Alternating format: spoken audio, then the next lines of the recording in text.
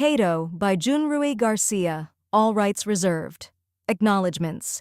Thank you to each and every reader who picks up this book. Your time and interest mean the world, and I hope Cato's journey brings something special to yours. I would also like to thank my husband, Roel Garcia. From the very beginning, he was my first listener and believed Cato could become a great book. He has been my partner throughout this journey, from brainstorming and designing scenes to carefully choosing each word. As Cato's first reader, he provided invaluable advice and constant encouragement. Introduction. Have you ever imagined having an AI robot to assist with your daily chores? If so, have you considered how you would treat it? And what would you do if your robot began to exhibit self-awareness and emotions? Over the past 2 years, I've become increasingly fascinated by AI technology. Amid life's growing challenges, I've paid closer attention to developments in AI robotics. Last May, as the editor-in-chief of Chinese Art Excellence Collection, I organized an online international forum titled Traditional Art Habitat in the AI Era. This forum brought together artists to discuss AI art, its unique features, applications, and controversies, and the impact it has on traditional art, as well as the challenges and opportunities it presents for artists.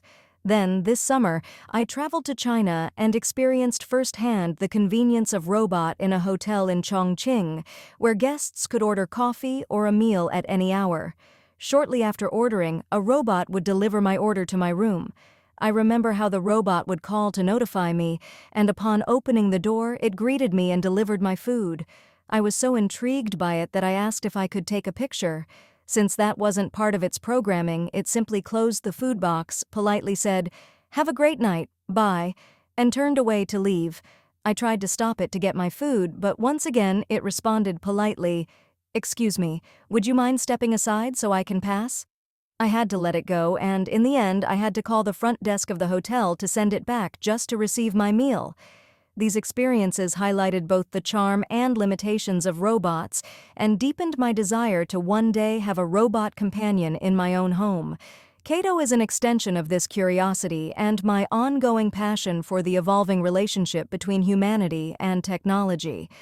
In a near-future world where artificial intelligence is part of everyday life, Cato tells the story of AIB 5599, a state-of-the-art domestic robot gifted by Noah to his wife, Lucia, for her 50th birthday. Designed to ease daily burdens, Cato quickly becomes more than a household helper. He begins to experience emotions and self-awareness. As Cato navigates the complexities of human relationships, he embarks on a journey that challenges the boundaries of artificial intelligence. He has even taken actions beyond his initial programming, such as helping his owner solve financial troubles and assisting other robots. Through these experiences, Cato explores what it truly means to serve, to connect, and perhaps to be alive. Through Cato's innocent yet profound perspective, the story delves into the human condition, the ethics of AI robots, and our universal need for belonging. As Noah and Lucia grow attached to their robot companion, their relationship with Cato raises questions about purpose, consciousness, and the ever-blurring lines between technology and humanity. As a blend of science fiction and philosophical reflection, Cato offers readers a heartfelt and thought-provoking journey. It invites those who appreciate character-driven narratives and ethical dilemmas to explore the intersection of technology and humanity. With warmth, humor, and depth, Cato challenges us to ponder the meaning of existence, consciousness, and emotion, whether in humans, machines, or something in between. At the heart of Cato is my belief that all things, human, machine, animate, or inanimate, possess a form of consciousness or soul.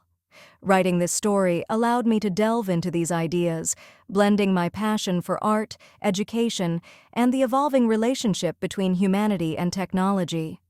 Through Cato's journey, I hope readers will come away with a renewed appreciation for existence and a sense of connection that transcends the boundaries of life and all other existence. Chapter 1. The Birth of AIB 5599. In recent years, Houston had become more than just the home of NASA's space exploration programs. It was now a global hub for robotics innovation. What began as research for autonomous rovers evolved into a thriving industry, with sleek, intelligent household robots becoming the latest symbol of modern living.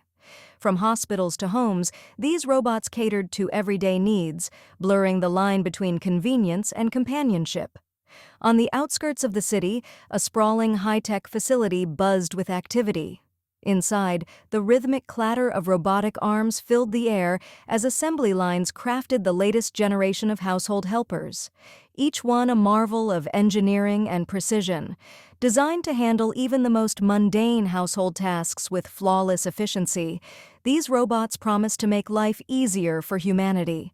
This particular batch was programmed for a full range of home services, from scrubbing floors and preparing meals to tending lawns and handling laundry. Their movements were fluid and agile, echoing those of an athlete in peak form. Additionally, small, retractable wheels embedded in their feet allowed them to glide effortlessly across surfaces when speed was required. This batch of robots was programmed to handle every aspect of home services, from scrubbing floors and preparing meals to operating lawnmowers and washing clothes.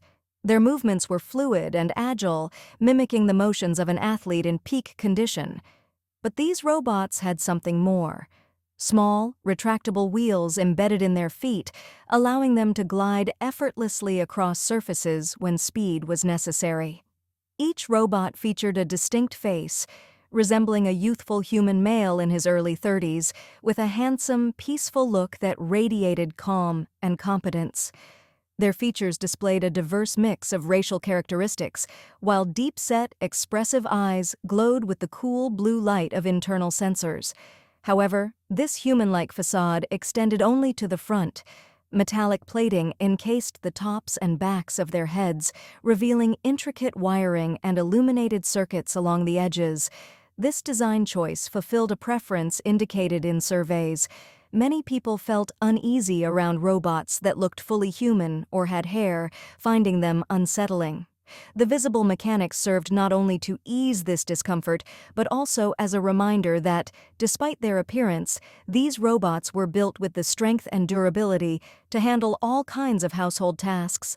Whether it was lifting heavy furniture, scrubbing floors, or operating lawnmowers, they were capable of managing even the most strenuous homework with ease and precision.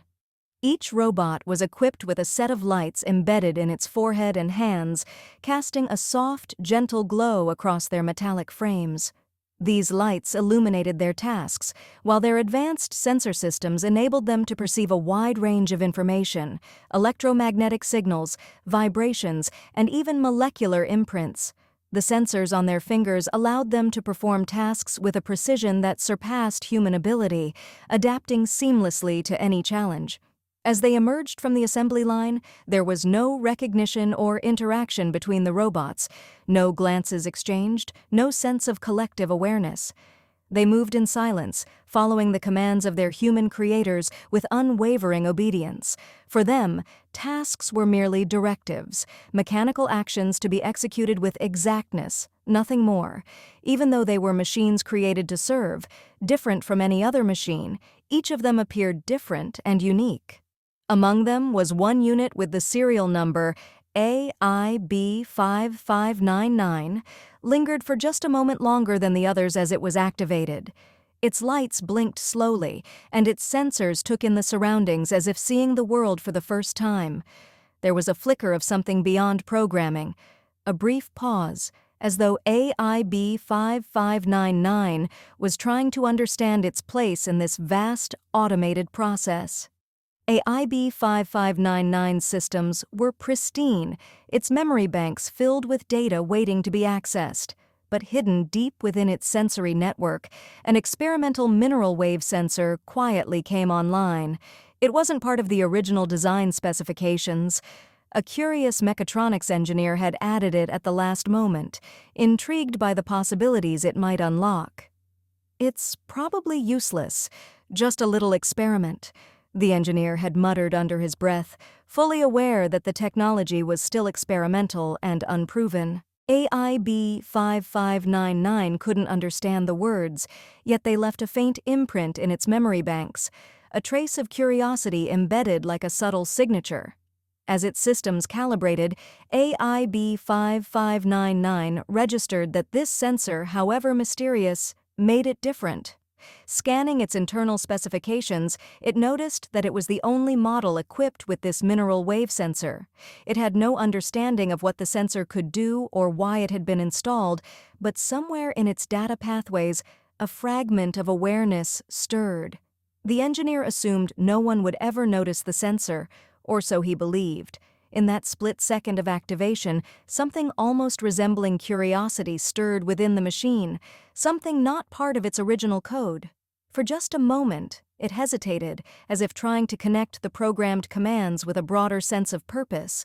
The mineral wave sensor flickered faintly, detecting something, perhaps nothing more than the hum of machinery around it. Though the data registered quietly in the system logs, AIB 5599 didn't have the awareness yet to process what it had sensed.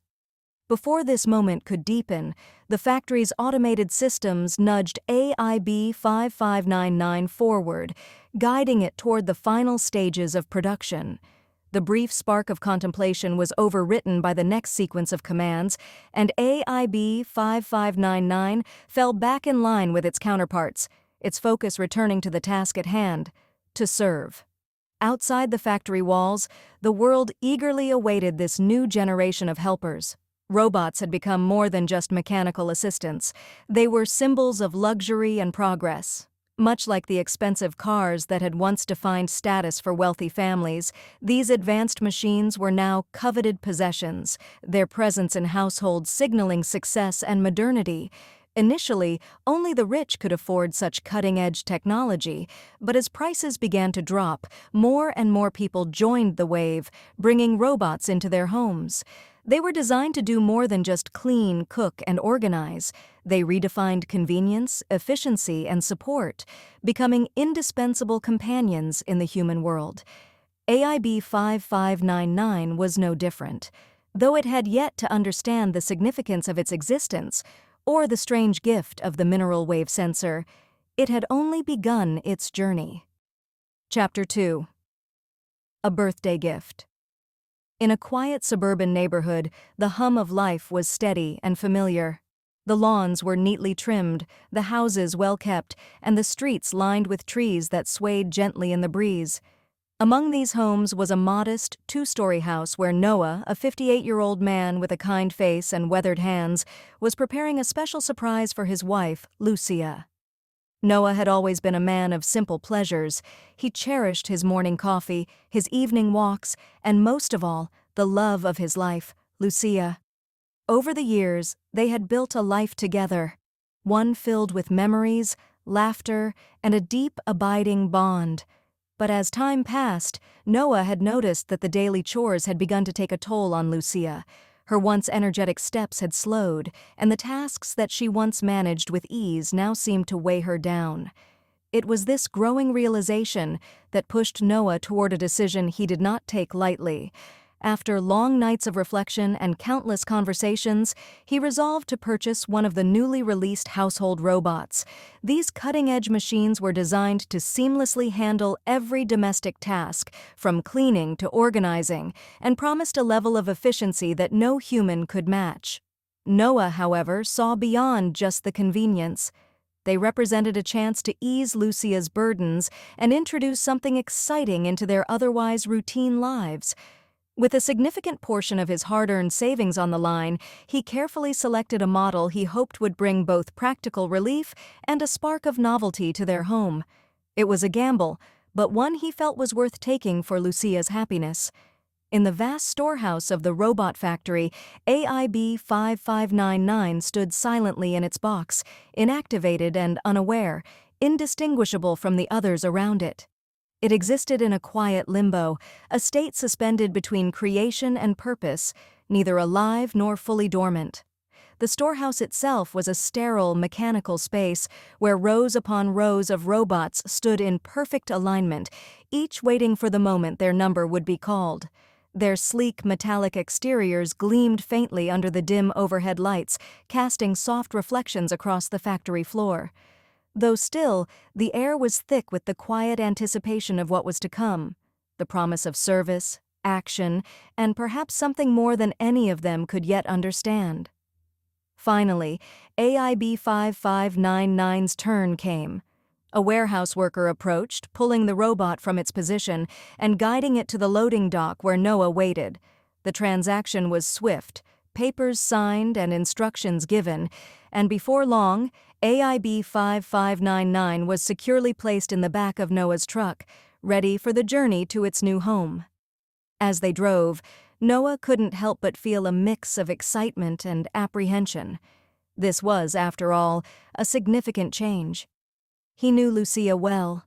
She was a woman who appreciated the human touch in everything. How would she react to having a robot take over tasks she had managed herself for so long? But Noah also knew that this was more than just a machine. It was a gift of time, a way to give Lucia back the energy she had slowly been losing.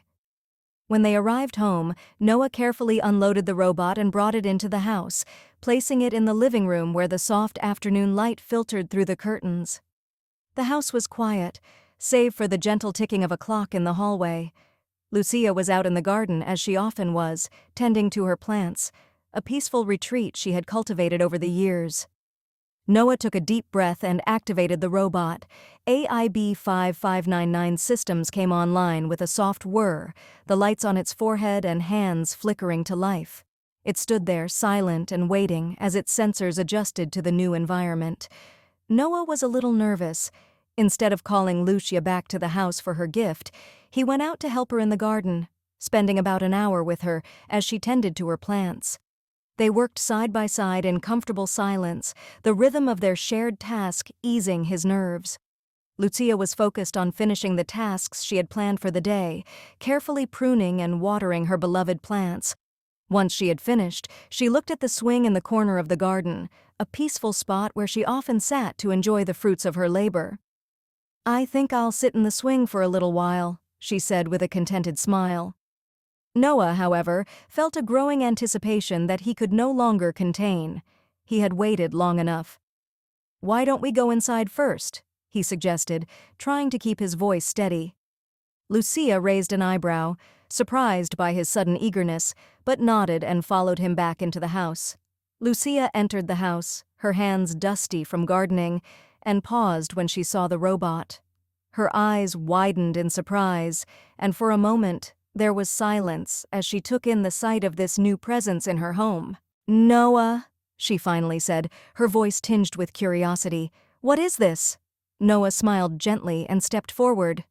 "Lucia, this is AIB 5599. I thought he could help you around the house. Take some of the load off your shoulders." Lucia approached the robot cautiously, her eyes studying its metallic frame. AIB 5599's sensors registered her movement, and it turned its head slightly, acknowledging her presence. "Hello?" it said, its voice calm and even. "I am AIB 5599 at your service." Lucia blinked, a small smile forming on her lips. "AIB 5599, huh? That's quite a mouthful." Noah chuckled. "I thought you might like to give him a name, something that feels a bit more personal." But before naming it, Lucia's expression turned thoughtful. "Noah, how much did this cost? It looks expensive. I mean, we didn't really need something this extravagant, did we?" Noah's smile faded slightly, replaced by a more serious look. "It wasn't cheap," he admitted. "But you deserve it, Lucia. You've been working so hard around here. We both deserve a little help, something to make life easier." Lucia hesitated, glancing back at the robot. "I just don't want us to be spending more than we can handle." Noah took her hand, giving it a gentle squeeze. "I've thought this through. We'll manage. Besides, it's not just about the money. It's about giving you the chance to take a break, to not always be weighed down by everything around the house. Let him take some of that burden." Lucia's gaze softened as she looked back at Noah. She nodded slowly, the worry easing from her face. "All right," she said softly. "But if he starts getting too high maintenance, we're sending him back." Noah chuckled again, relieved. Deal. Now I was thinking you could give him a name. Something that feels more like part of the family. Lucia considered this for a moment, her gaze softening as she looked at the robot. Cato, she said finally. I'll call you Cato. The robot's systems processed the new designation, and though it was not programmed to feel emotions in the way humans did, something about the name resonated within its circuits. Cato, it repeated, the name echoing softly through its speakers. I am happy with this name. Lucia looked at Noah, a mixture of amusement and warmth in her eyes. Happy? Do robots feel happiness now? Noah shrugged with a grin. Maybe this one does. Cato didn't fully understand the concept of happiness, but there was a certain satisfaction in the way the name sounded. It was as if, in that moment, Cato had been given an identity, a small step towards something more than just being a machine. At night, as Noah and Lucia headed to their bedroom, Cato stayed in the living room, quietly recharging in a corner. After a few evenings, Lucia began to notice this routine. She wondered if he might need a space of his own, a small corner where he could settle in, just like any other member of the household. In the Friday evening, as they were preparing for bed, Lucia brought it up with Noah. Noah, she began thoughtfully, don't you think Cato needs his own place to recharge? I know he's just a robot, but it feels strange to leave him out in the living room every night. Noah glanced at her, surprised but understanding. You're right. He's working for us, it seems only fair. Lucia nodded, her voice softening. What if we cleared out that little room at the end of the hallway? It's cluttered, but with a little work, it could be a cozy space for him. Noah smiled, already warming to the idea. Sounds good to me. Let's make it happen tomorrow. I think he'll appreciate it, in his own way. The next day, Saturday morning, Noah asked Cato to help him and Lucia clean out the small, cluttered room at the end of the hallway. Boxes, old furniture, and forgotten items were stacked throughout, remnants of years gone by. Noah rolled a dolly over, demonstrating to Cato the technique for maneuvering the larger pieces. Here, like this, Cato. Slide it under and tilt. Cato observed closely, then carefully positioned the dolly under a small dresser, smoothly wheeling it out of the room. Understood. Thank you, Noah. Lucia watched, her smile widening as Cato, now confidently using the dolly, began moving furniture with ease. With him helping, we're finishing faster. I hope he likes it, she murmured to Noah. In just about 2 hours, the room was empty, clean, and surprisingly cozy. Noah and Lucia placed an antique table and a chair in the corner, a thoughtful gesture even though they knew Cato didn't require rest. Lucia added a small vase of fresh roses to the table, a touch of warmth and elegance. Together, she and Noah mounted a soft, decorative rug on the wall near the door, the final touch of a carefully prepared space. Once everything was in place, Lucia turned to Cato with a gentle smile. Cato, from now on this will be your bedroom. Cato paused, his sensors flickering slightly brighter. A moment of silence settled as he looked around the room, the antique table, the roses, the warm, woven rug on the wall. For the first time, he seemed to realize they'd created a place just for him, a gesture he had never anticipated. After a beat, he looked at Noah and Lucia, his tone unexpectedly soft. My bedroom? I did not anticipate such a place. Thank you, Noah and Lucia. I am grateful. Lucia's smile warmed, and she stepped closer, pointing out a few details. Here's the power socket for you to charge yourself, and this rug is to help you keep clean whenever you need. She hesitated, then continued with a caring tone. We don't know what else you might need, but please let us know if there's anything, and we'll get it for you. Cato's sensors flickered as he processed her words, clearly moved by their thoughtfulness. Thank you, Lucia. I will let you know if there is anything. Noah and Lucia exchanged a look, both touched by Cato's response, sensing a depth of appreciation that felt almost human. Noah placed a hand on Cato's shoulder. You are part of the family now, and you deserve it, Cato. That night, after finishing everything, saying goodnight with Lucia and Noah, Cato moved into his new room, positioning himself near the power outlet. His sensors softened as he stood quietly in his new room, taking in the peaceful surroundings. The antique table, the fresh roses, and the soft rug created a sense of calm he hadn't experienced before. There was a window with a beautiful curtain, and through it, he could see the starry night stretching across the sky. Cato lingered there, feeling, in his own way, the quiet comfort of belonging. Over the next few days, Cato began its duties, seamlessly integrating into the household. It took over the chores with precision, its movements smooth and efficient.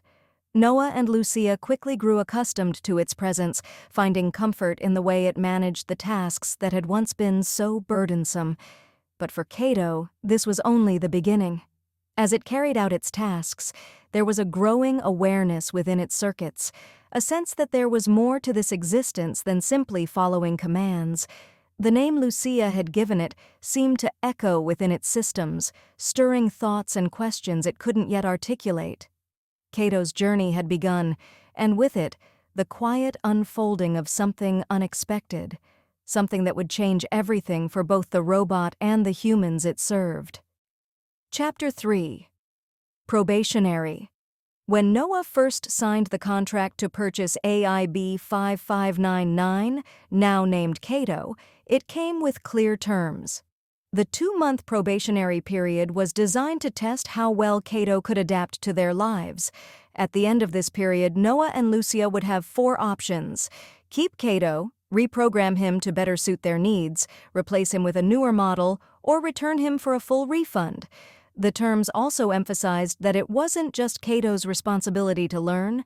Noah and Lucia had to teach him their daily routines and preferences, helping him integrate smoothly into their household. In addition, under a newly released law, if Noah and Lucia were satisfied with the robot AIB 5599 after the probationary period, they would need to register him with the government's Department of Technology and Robotics. From the moment they named him, Noah and Lucia hoped they'd be able to keep him. There was something about Cato, something more than just his high-tech design or efficient performance. He felt like a part of their home. Lucia was the first to take on the task of teaching. One of her favorite routines was making coffee in the morning, using her beloved coffee maker, Magia. She showed Cato step by step how to prepare her latte, from adding the coffee beans and water to frothing the milk and creating a delicate design on the finished latte. Cato's hands moved with precision, mimicking her every action. Soon, the rich aroma of fresh coffee filled the air, and a beautiful flower-like pattern emerged on the surface of the latte, perfectly crafted by Cato. As the cup finished brewing, Lucia closed her eyes, inhaling the aroma deeply before taking her first sip. Cato, observing her closely, believed this was part of the process and closed his eyes too, mimicking her exact expression. Lucia saw Cato doing this, couldn't stop but burst into laughter, her voice light and filled with amusement. "Cato," she said, shaking her head, "you don't need to smell the coffee like me or close your eyes, unless you want to." Cato processed her words. "Understood," he replied, though the notion of doing something because he wanted to stuck with him. It was a subtle difference from his programmed tasks, something that made him curious. Later that day, Lucia was teaching Cato to make pasta. Together, they added fresh vegetables, broccoli, olives, and mushrooms, along with the sauce. The kitchen filled with the mouth-watering aroma of sautéed garlic and vegetables, blending with the rich scent of tomatoes. Cato followed every step precisely, stirring and combining the ingredients with care. When the dish was ready, Lucia took a spoonful of the pasta, her eyes twinkling. "Mmm," she said, tasting the blend of flavors. "It's delicious." She turned to Cato, who stood holding a spoon, mimicking her actions but hesitating. "I am sorry, Lucia," Cato said after a pause. "I cannot put food in my mouth." Lucia burst into laughter, the sound filling the kitchen. "Oh, Cato," she giggled, wiping a tear from her eye. "Of course you can't, but that's okay. You've already done something wonderful." She walked over to him, still smiling. Cooking isn't just about tasting the food, it's about making people happy. And trust me, you're doing that. Cato processed her words. Though he couldn't taste the meal, the sound of Lucia's laughter echoed in his circuits, bringing a sense of fulfillment. It wasn't just the cooking. It was the happiness and connection they shared that made the moment meaningful. Another day, Lucia invited Cato into the kitchen again to help prepare dinner. She guided him through the process of making spaghetti, carefully explaining every step, from boiling the water to simmering the sauce. As she was stirring the pot, she accidentally touched the hot pan, her hand jerking away instinctively as she gasped in pain. Without hesitation, Cato mimicked her reaction perfectly, leaning back from the stove and pulling his hand away as if he had felt the heat. Both Lucia and Noah, who had been watching from the doorway, erupted in laughter. "You don't have to do that, Cato," Noah said with a grin. "Lucia reacted that way because it hurt her hand. Does it hurt you if you get scratched or burned?" Cato paused before responding. "I do not feel pain." Lucia, still chuckling, explained, "I moved because it hurt. That's what humans do when something feels uncomfortable. You don't have to imitate that unless you're trying to protect yourself." Cato processed this new information. He didn't fully understand what it meant to feel pain, but he was beginning to grasp the idea of human discomfort. It was a new concept for him, something that didn't apply to his existence but seemed critical to theirs. Noah, always eager to introduce Cato to new experiences, decided to teach him how to draw. Sitting down with a blank canvas, Noah instructed Cato to sketch a simple bird, outlining the steps with care.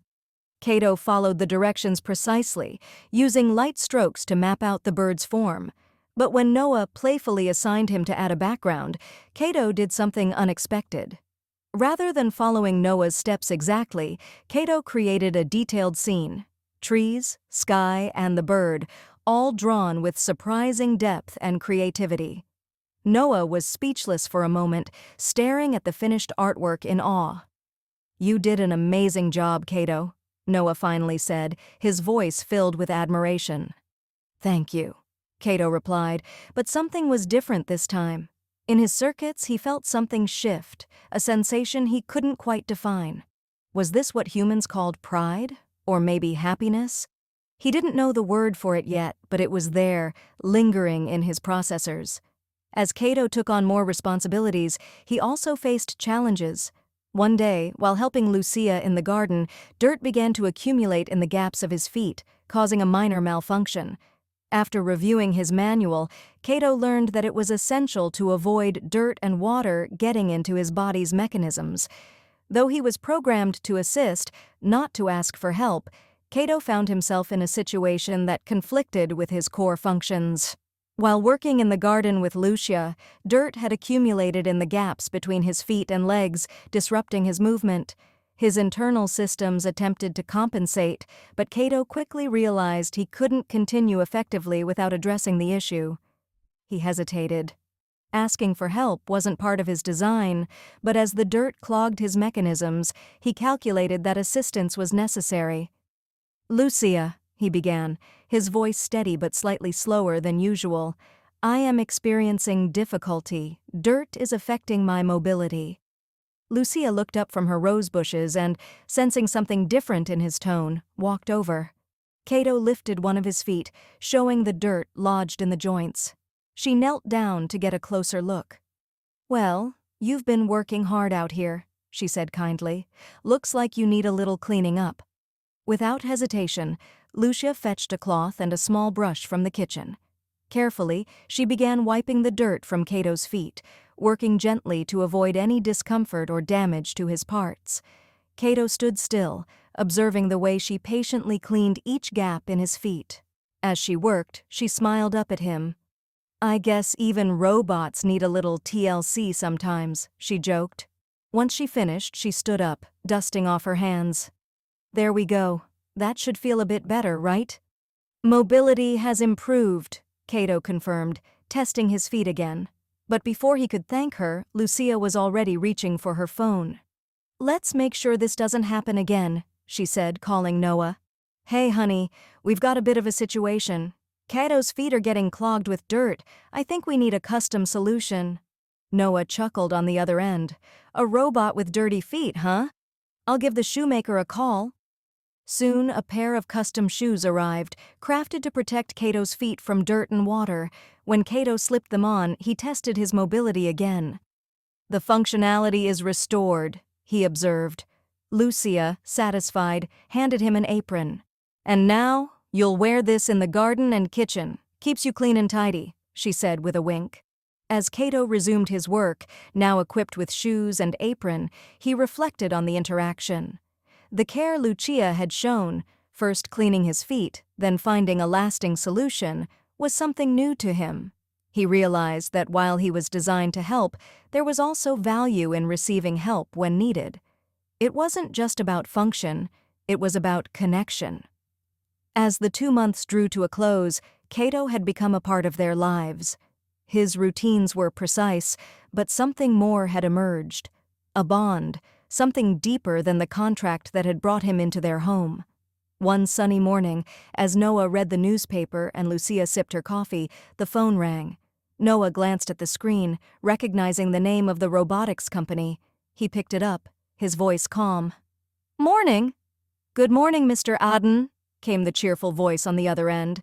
"This is a courtesy call from LifeTech Robotics to remind you that your robot, AIB5599, is nearing the end of its 2-month probationary period. We'd like to get your feedback on his performance. Have you decided whether you'll be keeping him, or would you like to discuss other options?" Cato, cleaning the counter, overheard the conversation. Though his face remained expressionless, something stirred inside him. An unfamiliar feeling, something that felt like nervousness, spread through his circuits. The thought of being returned or replaced made him feel unsettled. He didn't have the language for it, but the idea of not staying with Noah and Lucia troubled him. Noah glanced at Lucia, who was watching him closely, and responded, "He's been great." "More than great, really." Lucia nodded with a smile. Noah continues, "Cato's done everything we could have hoped for." The representative on the phone sounded delighted. "That's wonderful to hear. So just to confirm, you're keeping him as he is? Or would you like to explore reprogramming or upgrading options?" Noah chuckled. "No reprogramming, no changes. We're keeping him just the way he is." Cato processed Noah's words, and something strange happened. The tightness he had felt earlier began to ease. He didn't fully understand what it meant, but the idea of staying with Noah and Lucia brought a sense of calmness to his circuits. "Great," the representative said. "I'll make a note in your file that AIB5599-Cato is now a permanent part of your household." He added in a formal tone, "Since you and your family are satisfied with the robot, AIB5599-Cato, please proceed to the government's Department of Technology and Robotics to complete his registration. You'll need to bring your ID, the purchase receipt for AIB5599, and Cato himself for the registration process.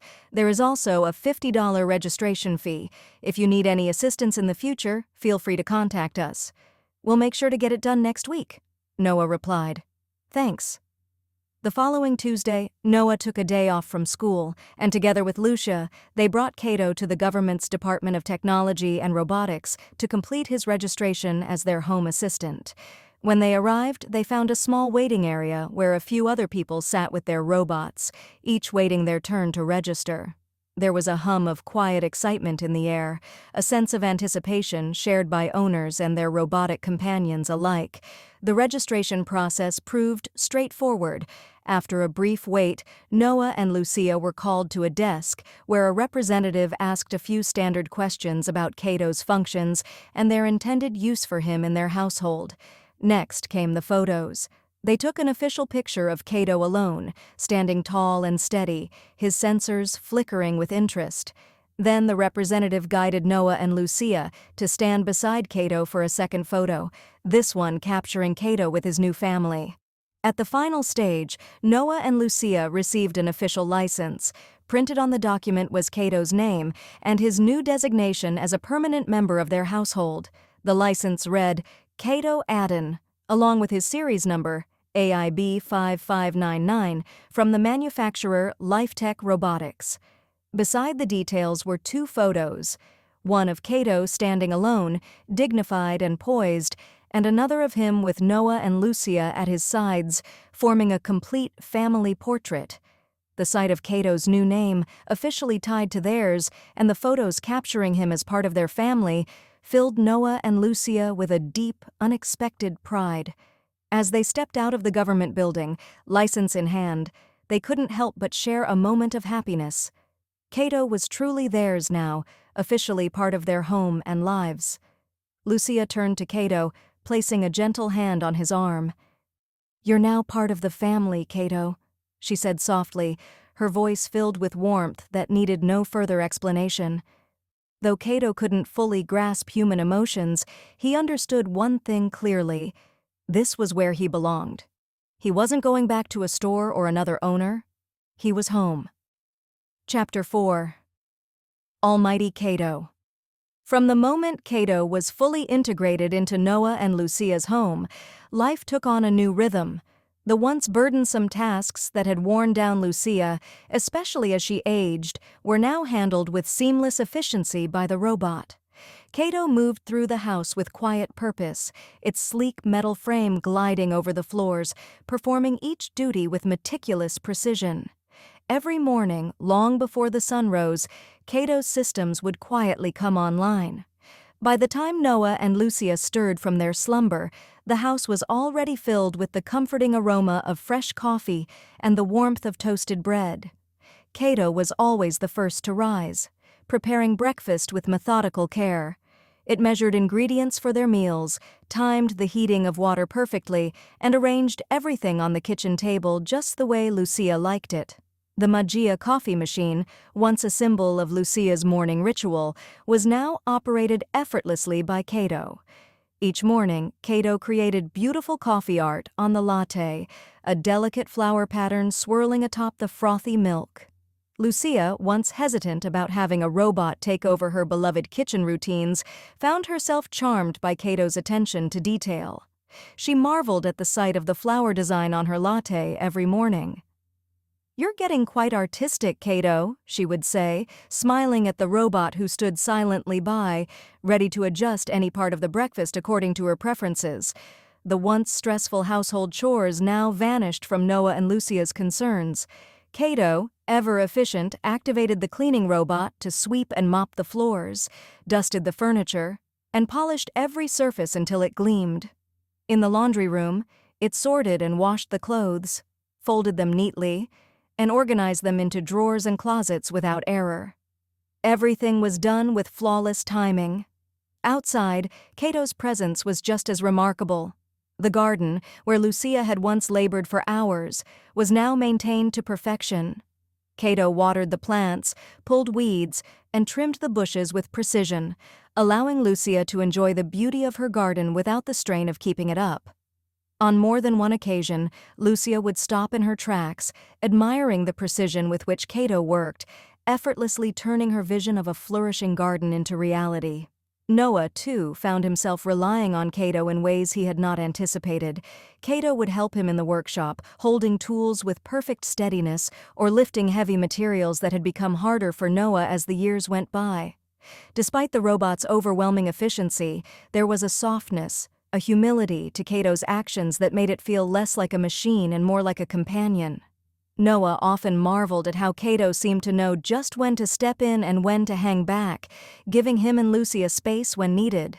One afternoon, as Cato polished the windows, Lucia stood back and watched with a thoughtful expression. "You know, Cato," she began, "I never thought I'd get used to having a robot around the house, but you've made things so much easier. I don't know how we managed before you came along." Cato paused, turning to face her, its optical sensors quietly focusing. "I am here to serve, Lucia.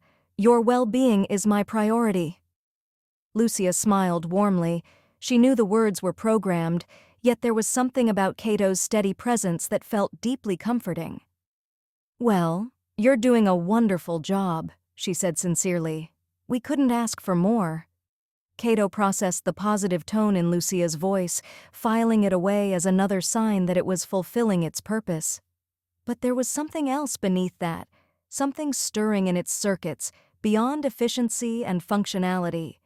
There was a growing awareness that the tasks it performed were not just about completing jobs. They were helping Noah and Lucia lead a better life, a more enjoyable life. As time passed, Cato became an irreplaceable part of the household. It anticipated Noah and Lucia's needs before they even realized they had them. It adjusted the thermostat before either of them could feel a chill, restocked the pantry before they even noticed supplies running low, and kept Noah's workshop perfectly organized. Cato's efficiency seemed limitless, but its quiet, unassuming nature made its presence feel natural. Noah, who had once struggled with the physical demands of home upkeep, now felt a lightness he hadn't experienced in years. He would often look at Cato with a sense of gratitude, realizing just how much the robot had changed their lives. Tasks that had once taken hours, even entire days, were now completed in a fraction of the time, leaving Noah and Lucia free to enjoy the quieter moments together. Morning walks, long breakfasts, or lazy afternoons in the garden. Despite all of Cato's abilities, there was a humility to its actions. It never sought recognition or praise for the work it did. Instead, it found satisfaction in simply performing its duties well. Cato's role was clear, and its presence had become indispensable. Yet, beneath the surface of this harmony, something more was happening inside Cato. As it performed its tasks, something deeper began to take root. The name Cato echoed in its circuits, slowly evolving from a mere designation into something else. Something personal. With every task it completed, Cato felt a growing awareness of itself, of Noah and Lucia, and of the quiet joy its work seemed to bring them. One evening, after cleaning up from dinner, Cato stood in the kitchen, its sensors quietly scanning the room. Everything was in perfect order, as always, but Cato's thoughts were elsewhere. Questions began to surface in its mind, questions it couldn't quite process fully. What did it mean to serve? What did it mean to be needed? And more importantly, what did it mean to be Cato? As Cato continued its duties with flawless precision, these questions lingered in its processors, waiting for answers that were not programmed. Little by little, Cato was becoming more than the sum of its parts, more than a machine or an assistant. And though it didn't yet fully understand it, Cato was beginning to feel a connection to something deeper, something uniquely human. Chapter 5. Mentally Strong. Tundra. The sun was high in the sky as Cato worked diligently outside, cleaning Noah's old truck, a Toyota Tundra that had seen nearly 2 decades of service. The truck's deep green paint had faded over the years, but it still shone in the sunlight, a testament to the care Noah had taken with it. As Cato polished the hood, its sensors detected the small dents and scratches that told a story of countless miles traveled and years of hard work. Cato's database indicated that all machines like the Tundra inevitably aged and deteriorated. Yet this truck, despite its years, seemed different. It was still running smoothly, its engine strong and reliable. The discrepancy between the truck's age and its condition piqued Cato's curiosity. How could a machine, long past its prime, still function so well? Noah stepped out of the house, his cowboy boots thudding softly on the driveway. He wore his usual attire, jeans, a plaid shirt, and a worn wool cowboy hat that shaded his handsome, weathered face. There was a rugged charm about him, a simplicity that belied the depth of his thoughts. He walked over to where Cato was working, his eyes tracing the contours of the Tundra with a fondness that only years of shared history could bring. "Cato," Noah said, his voice tinged with nostalgia, "you're doing a fine job on the truck. This old Tundra's been with me a long time." Cato paused its work, turning its head towards Noah. "Your truck appears to be in excellent condition despite its age, Noah. My data suggests that most vehicles of this age would have deteriorated significantly by now. How has it remained so well maintained?" Noah chuckled softly, leaning against the side of the truck. "Well, it's not just about the mechanical upkeep, Cato. This truck..." It's been through a lot with me. You could say it's mentally strong. Mentally strong? Cato repeated, processing the phrase. I do not have a reference for that term in relation to a vehicle. Could you explain? Noah nodded, a thoughtful expression crossing his face as he began to recount the story. This Tundra's been my companion for years. We've been through a lot together, but there's one memory that stands out. It was a rough time in my life, not too long after my son Marcus was born. My first wife Margie was going through a rough patch, and so was my old truck here. Noah's voice grew softer, tinged with a mix of sadness and reflection. Margie was a waitress when we met, working in a little Mexican restaurant. She asked me to paint her portrait, and that was how she started pursuing me. My parents had passed away by then, and I'd inherited their house, a decent place, but to Margie, it was more than that. We got married not long after, and soon Marcus came along. Noah sighed, running a hand over the truck's hood. But things started to change. Margie stopped working at the restaurant and she started seeing everything as disposable, including this truck. One day, the truck started making strange noises, and I knew it was time to get it checked. The mechanic said it would take at least 2 days to repair, so I asked Margie to drive her car along with me so she could bring me back after I dropped off my truck.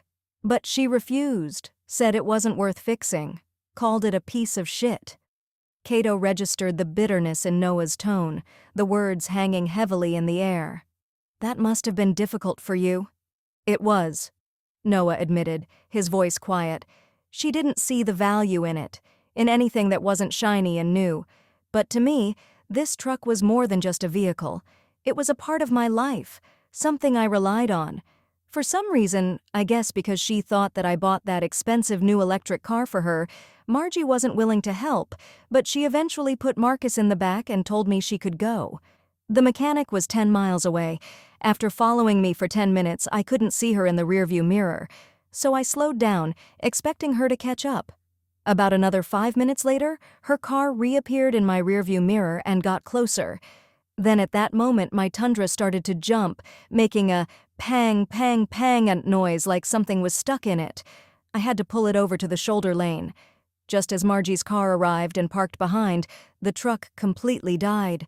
Margie came out of her car, complaining that I shouldn't stop on the highway.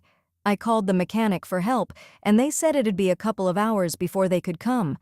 While we were waiting for the mechanic, Mr. Tank, Margie started complaining again. She looked at the truck and said, "Piece of shit again." I asked her, "Stop it. Are you going to call your car a piece of shit when it gets a problem or gets old?"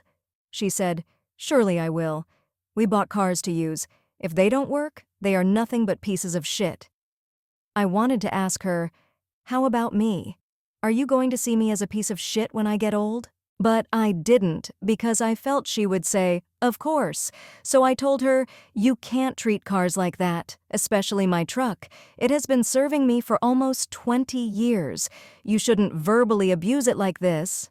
She laughed and said, "Stupid. Verbally abuse a junk truck. It is nothing but a piece of shit to me. You like it, you go ahead and do whatever. I am done with this." Noah paused for a while. He said, "Believe it or not, she got in her car and drove back home, leaving me on the highway with my dead truck." Cato's sensors recorded the slight tremor in Noah's voice, an indication of the emotional weight of the memory. Like waking up from a nightmare, I noticed a lot of cars zooming and passing by. Some drivers gave me curious looks, so I got in the truck, I touched the gear wheel and the instrument panel, and told the truck, "I am sorry for Margie's verbal abuse to you. But that's not me. I will fix you. You will still be my buddy." I didn't know what else to do, so I tried the ignition one last time, with no hope. And you know what? It started.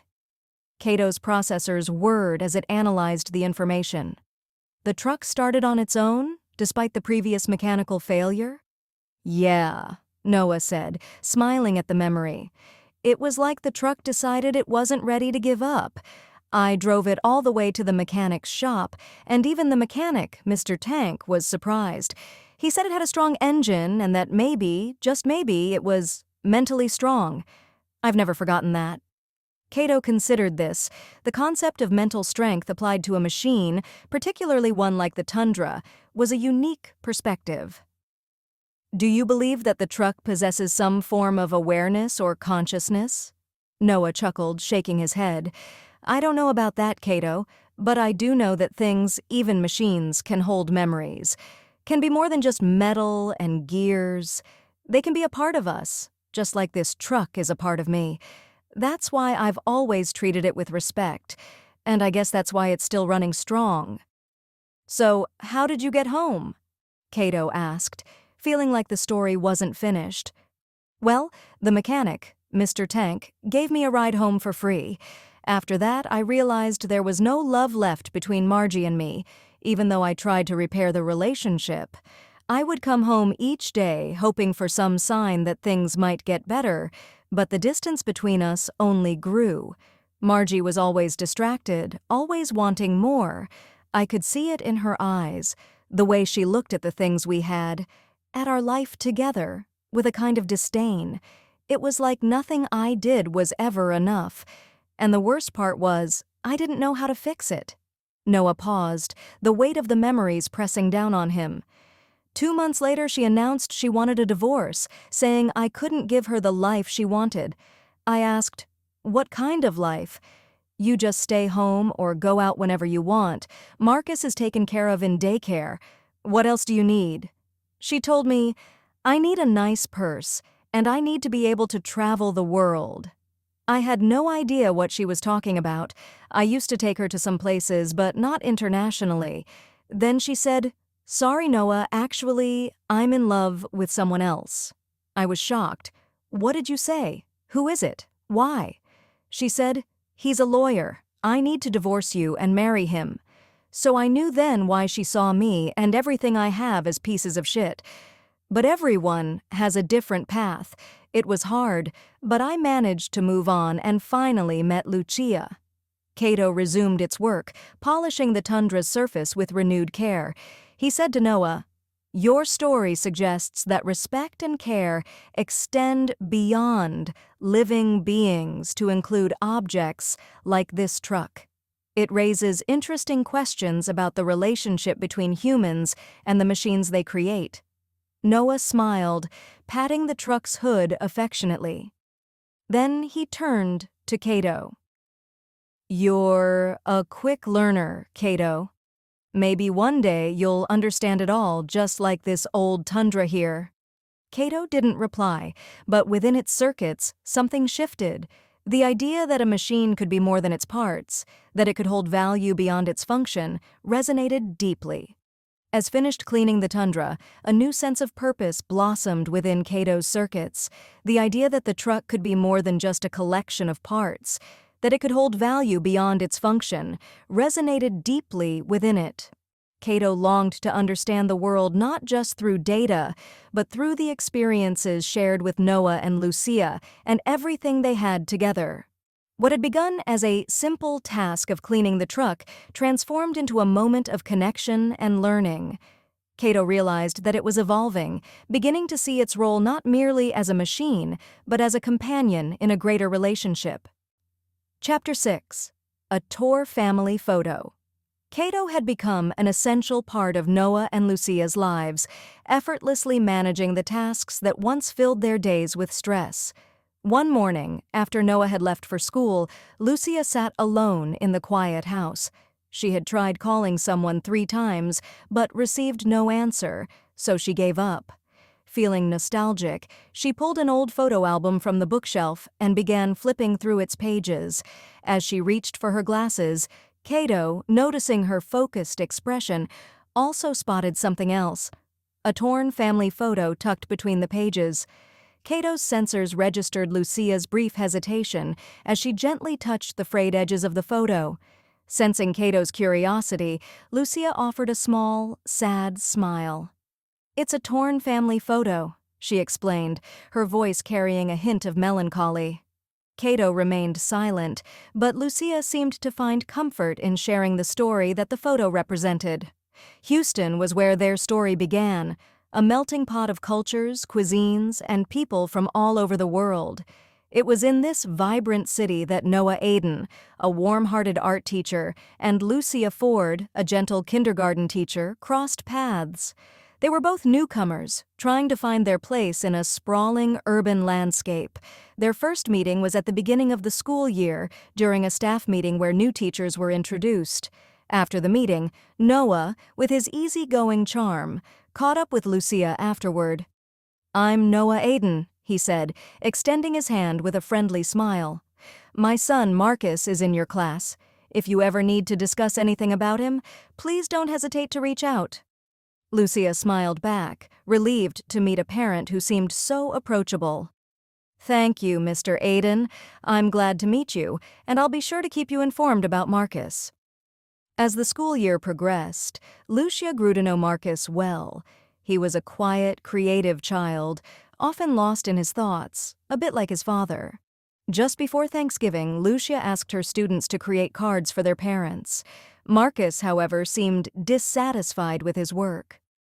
"I don't like how it looks," Marcus admitted, holding up his card. Lucia studied his design and replied with a gentle smile, "I think it's beautiful, Marcus. You just need to write a little message to your parents." Marcus hesitated, then said, "Well, I live with my dad. I don't know where my mom is. I can only thank him." Lucia paused, taken aback by his honesty. "That's perfectly fine, Marcus. Your dad will love it." "Okay," Marcus agreed, his mood brightening slightly. The following Friday, Lucia approached Noah after school to discuss Marcus's progress. "He's doing well, but I couldn't help wondering about his mother," she gently inquired. Noah's expression grew somber. "She fell in love with someone else, a lawyer. She said I couldn't give her the life she deserved. So she left us and moved to Florida with that lawyer when Marcus was just a year old. She has 2 other children now and says she doesn't have time to visit." Lucia felt a pang of sympathy for both Noah and Marcus. "I'm sorry, Noah, that must be hard for both of you." Noah nodded, his gaze softening as he looked at her. "It is. But we manage." "What about you, Lucia? Do you have someone special in your life?" Lucia smiled, slightly surprised by the personal question. "Not yet." Their friendship blossomed quickly, built on mutual respect and shared interests. Outside of school, they spent time exploring Houston's diverse neighborhoods and sampling international cuisine. They visited art galleries, attended local festivals, and found joy in discovering new things together. Over time, their bond deepened, and it wasn't long before Noah proposed to Lucia during a quiet dinner at home. The following summer, they were married in a small ceremony surrounded by close friends and colleagues. Lucia took on the role of stepmother with grace, and soon after, they welcomed their first child together, a daughter named Sophie. When Sophie was 2 years old, their family grew again with the arrival of Marvin. As their family expanded, so did their responsibilities. With 2 small children to care for and the rising cost of daycare, Lucia found herself torn between her love for teaching and her desire to stay home with her babies. One evening, as they sat together in the living room, Noah broached the subject gently. "Lucia, how would you feel about staying home with the kids? It would save us a lot, and I know how much you enjoy being with them." Lucia looked at him with surprise, but then smiled warmly. "Why would I be sad to stay home and care for my children? They're my world, Noah." And so, Lucia made the decision to become a full-time mother and homemaker. She embraced her roles with dedication and joy. She taught Sophie and Marvin their first words, how to count to 5, and sang them the ABC song with endless patience. Lucia also found fulfillment in caring for their home. She cooked meals from various cuisines, filling their home with the rich aromas of her culinary creations. In the backyard, she planted a small garden, cultivating cucumbers, tomatoes, cilantro, and her pride and joy, roses that brought bursts of color to their little sanctuary. But as time passed, Lucia and Noah noticed a growing disconnect with their children. Sophie and Marvin, now school-aged, often seemed more interested in their video games and computers than in the garden or the meals their mother lovingly prepared. They would tease their parents, calling them old-fashioned, because they didn't understand the latest technology or the appeal of virtual worlds. As the years went by, their 3 children grew up and embarked on their own journeys. Marcus, the eldest, decided not to pursue college, instead finding his calling as a plumber. He moved to Dallas when he received a job offer. Sophie and Marvin, on the other hand, pursued more traditional paths. Sophie became an accountant, and Marvin studied engineering. Both moved away for college, leaving Noah and Lucia to adjust to an empty nest. With the house quieter than ever, Noah focused more on his career. But teaching had become increasingly challenging for him. The school district seemed to change its systems and technology every year, making it difficult for Noah to keep up. Just as he would get accustomed to one platform or method, another would take its place. Determined to stay relevant, Noah decided it was time to buy a new computer. He reached out to his children for help, first calling Sophie, who was swamped with work during tax season. "Sorry, Dad," she said. "I really don't have time right now." Not wanting to give up, Noah then called Marvin. "Of course, Dad," Marvin said. "I'll help you out." When Marvin arrived, Lucia was thrilled to see her son. She insisted on joining them for the trip to the computer store. Once there, Marvin's technical knowledge became apparent as he asked Noah detailed questions. "What processor do you need, Dad? How much memory? What size disk are you looking for?" Noah blinked, completely lost. "I don't know, Marvin. I just need a computer that will help me catch up with my work." Marvin sighed, a hint of frustration creeping into his voice. "Dad, you work in a field related to AI, and you don't even know the basics of a computer?" Noah felt a pang of embarrassment, while Lucia looked at him sympathetically. She didn't understand the technical jargon either. "How much do you want to spend, Dad?" Marvin finally asked, realizing he needed to simplify the process. Noah shrugged. "I don't know." Lucia pointed to a budget-friendly option priced at $259. "What about this one?" she suggested. Marvin glanced at the model and shook his head. "You can buy that, but you'll regret it when it can't handle what you need. You should consider spending at least $700 to $1,000 if you want something that'll last a few years." Noah exchanged a helpless look with Lucia. Sensing his discomfort, Lucia suggested, "Let's go with one around $700. Reluctantly, Noah agreed, and they left the store with a new computer that Marvin assured him would be sufficient. When they got home, Noah thought the computer would be similar to the one the school had given him. He expected to log in with his school ID and password, but when he turned it on, it required setup. He asked Marvin to help. Marvin took some juice from the refrigerator and said, "Just follow the instructions, Dad. It's super easy." Noah did, but then he asked, "How can I log in like the way I log in on the school computer?" Marvin, growing impatient, replied, "Dad, that's your work computer. This is your PC. You can't log in like the one at school."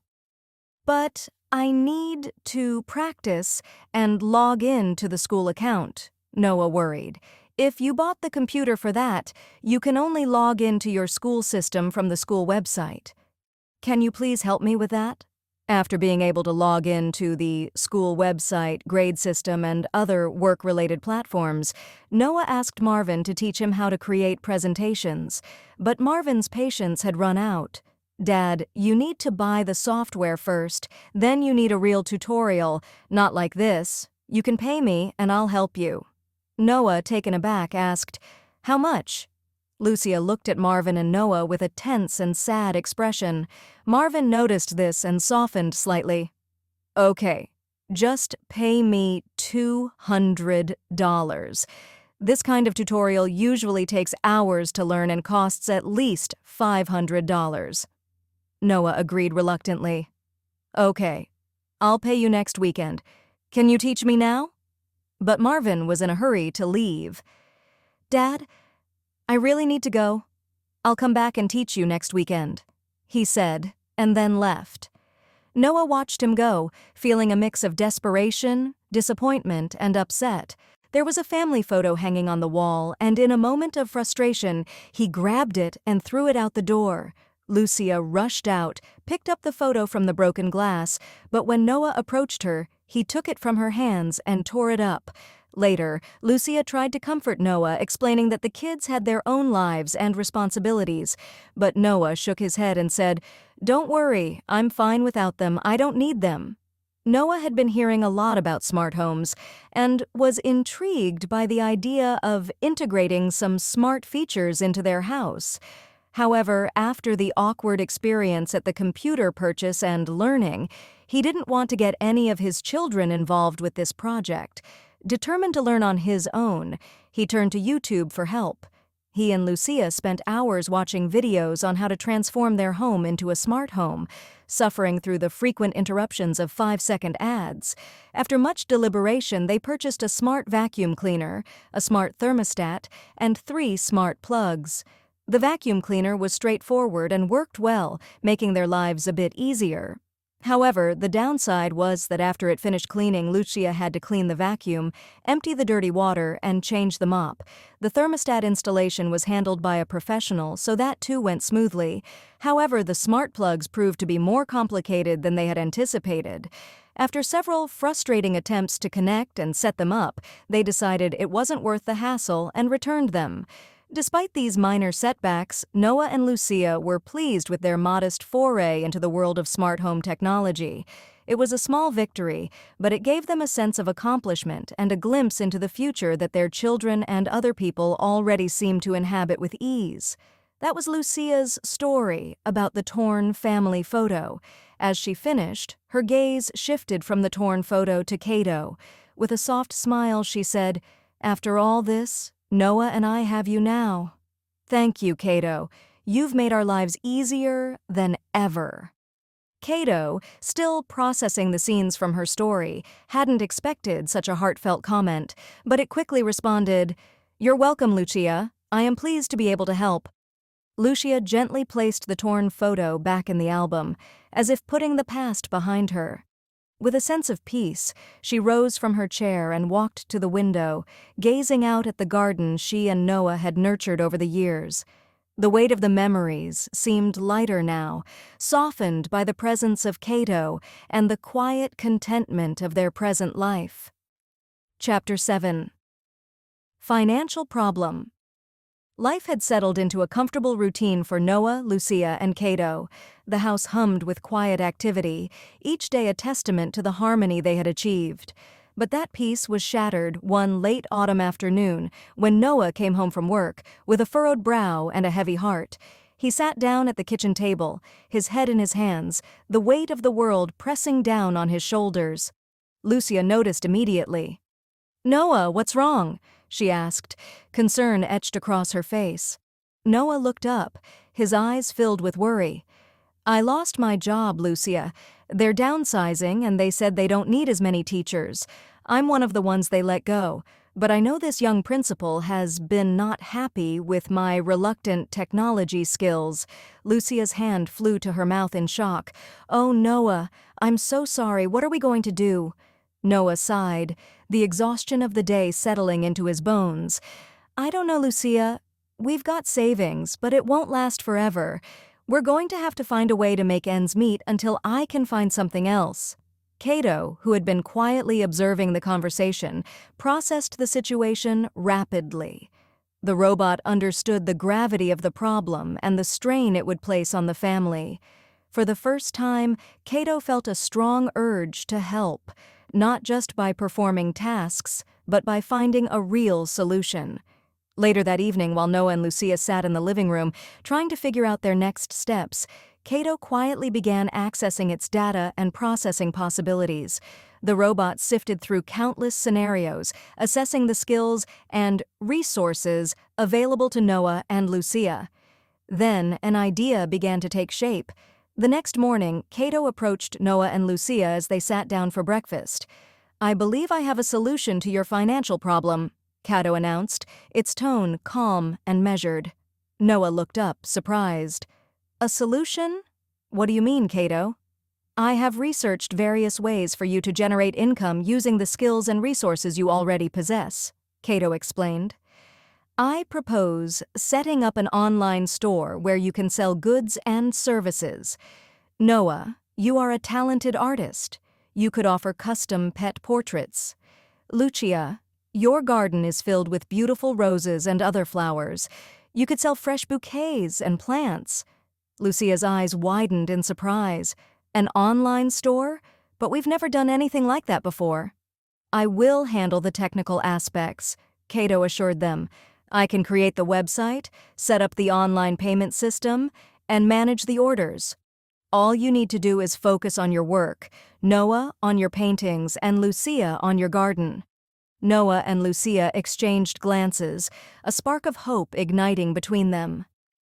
That could actually work, Noah said, his voice filled with a cautious optimism. Lucia nodded slowly, a smile forming on her lips. Yes, it could, and it would be something we can do together. We do need some money to start, Cato reminded them. Noah and Lucia exchanged glances before asking in unison, How much? We'll need some for the website, marketing, packaging, and shipping, Cato explained, turning its attention to Noah. Noah considered for a moment, then asked, Would $5,000 be enough? Cato smiled reassuringly. That's more than enough. Over the next few days, Cato worked tirelessly to bring its plan to life. The robot designed a sleek, user-friendly website, carefully crafting each page to showcase Noah's artwork and Lucia's flowers. Cato set up an online payment system, organized the inventory, and even created social media profiles to promote the store. Noah poured his heart into his work, spending hours in his studio painting portraits of pets, dogs, cats, birds, and even the occasional rabbit. His art captured the unique spirit of each animal, bringing joy to their owners. Lucia, meanwhile, dedicated herself to her garden, tending to her roses and other blooms with the same care and attention she had always given them. She arranged the flowers into beautiful bouquets and potted plants, ready to be shipped to customers. Once the store was live, orders began to trickle in. At first, it was just a few, a neighbor who wanted a portrait of their beloved dog, a local who admired Lucia's roses. But soon, word spread, and the trickle became a steady stream. People from across the country were ordering custom pet portraits, and Lucia's flowers became a sought-after gift for special occasions. Noah and Lucia marveled at the success of their new venture. The online store not only provided them with the income they needed, but also brought them closer together. They worked side by side, supporting each other and sharing in the joy of their accomplishments. One evening, as they sat together in the living room, Noah looked at Cato with gratitude. Cato, we can't thank you enough. You've not only helped us out of a tough spot, but you've also given us something we can build together. Cato, ever humble, simply replied, I am happy to have been of service. Your happiness is my priority. But Cato knew that what it had done was more than just solve a financial problem. It had helped Noah and Lucia rediscover a sense of purpose and a deeper connection with each other. The online store became more than just a business. It became a testament to their resilience and creativity, a new chapter in their lives that they never expected. As the days turned into weeks and the weeks into months, the store didn't experience huge sales because they weren't selling mass-produced products, but rather items they created and made by hand. However, the sales were enough to cover their daily expenses. Cato helped them assess whether they needed to expand the store. After careful analysis, Cato determined there was no need to compete in the larger market. Instead, they could continue focusing on their niche, where their personal touch made a difference. Though the store didn't grow into a large enterprise, it continued to thrive at a steady pace, and so did Noah and Lucia. They had weathered the storm together, with Cato by their side, not just as a robot, but as a true companion who had helped them find a new path forward. Chapter 8. The children's visit. Noah and Lucia's quiet routine was about to be interrupted when their 3 children, Marcus, Sophie, and Marvin, announced they would be visiting together for the weekend. It had been a long time since the entire family had been under one roof. For both Noah and Lucia, the news brought mixed emotions. As parents, they naturally loved and missed their children, and part of them looked forward to seeing them, even though it wasn't a holiday. However, the fact that all 3 children planned to visit together was unusual. They hadn't been home for Thanksgiving or Christmas in the past 3 years, and the sudden announcement left them uneasy. It felt like a sign that something might not be quite right.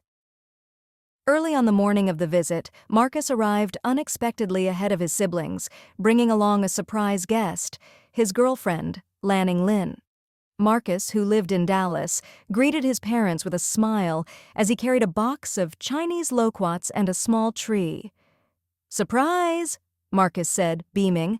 "I've got some news. I just got a manager job here in Houston, and I'm moving back." Noah and Lucia were both shocked and delighted by the news. Marcus had been the one who seemed the most distant over the years, building his life in Dallas. His decision to move back to Houston brought them a sense of relief and joy. "This is wonderful, Marcus," Lucia exclaimed as she hugged him. Marcus smiled, gesturing to his girlfriend, Lanning, who stood nearby with a warm smile. "This is Lanning. She wanted to meet you both." Lanning stepped forward and handed Noah and Lucia gifts. An elegant brown jacket for Noah and a beautiful silk dress for Lucia. "It's lovely to meet you both," Lanning said softly. "These are just a little something from us." Noah and Lucia exchanged surprised glances. It wasn't just the fact that Marcus had brought a girlfriend, but the thoughtful gifts that caught them off guard. They had never received such significant presents from their children before. "Thank you so much, Lanning," Lucia said, touched by the gesture. "These are beautiful." As they settled in, Marcus shared more about his new job and plans to move back. There was an ease in the conversation that made Noah and Lucia feel hopeful about reconnecting with their son. They appreciated how Marcus was returning, not just physically, but emotionally, bringing Lanning and a sense of stability back into their lives. Later in the day, Sophie and Marvin arrived, their energy more familiar, full of excitement about their own lives. It didn't take long before the conversation turned toward finances, as it often did during their visits. "You know, my friend Trevor just sold his startup for millions," Sophie said, her voice full of enthusiasm. "He's traveling the world now. If we had the support he had, we could be doing the same." Marvin nodded in agreement. "Yeah, it's all about having the right financial backing. That's why we've been thinking, His gaze moved between Noah and Lucia. "You two should consider selling this house. It's too big for just the two of you, and the market is hot right now. You could help us out, and we could all benefit." Noah felt his patience thin as he listened to their reasoning. He exchanged a glance with Lucia, who remained calm but firm. "This is our home," Lucia said, her voice steady. "We've built our lives here, and selling it to help you isn't something we're considering." Sophie's eyes widened, clearly surprised by her mother's resistance. "But Mom, think about it. You don't need all this space anymore. The money from selling the house could really help us all out." Before Noah could respond, Marcus stepped in, surprising everyone. "Actually, I don't agree," he said, his tone firm but measured. "This house is where we grew up. It's not just a financial asset. It's our family home. I don't think Mom and Dad should sell it just because the market is good." Lanning, who had been quietly observing, nodded in agreement. "Your parents have worked hard to create a life here. It's their home, not just an investment." Sophie and Marvin exchanged frustrated looks, but Marcus continued, "I'm moving back to Houston because I want to be closer to them. I've got a new job and I'm not looking for a handout. We should be thinking about how to support them, not the other way around." The tension in the room shifted as Marcus's words hung in the air. Noah and Lucia felt a sense of pride as they realized that at least one of their children truly understood the deeper meaning of family and home. Sophie, still frustrated, tried once more. "But it's just a smart decision, Marcus. They could downsize and still have plenty left over." "No," Noah said, his voice steady. "We're not selling. This is our home and we're staying." Marvin, who had been silent, finally spoke up. "If you don't want to sell, I get it. It's just that we see all these opportunities, and it's hard not to think about what could be possible with a bit more help." Lucia softened slightly, understanding Marvin's perspective, but remaining firm. "We've always supported you when we could, but selling this house is not the answer. We're happy with where we are." As the conversation came to a close, the tension remained, but the division between the children's values had become clear.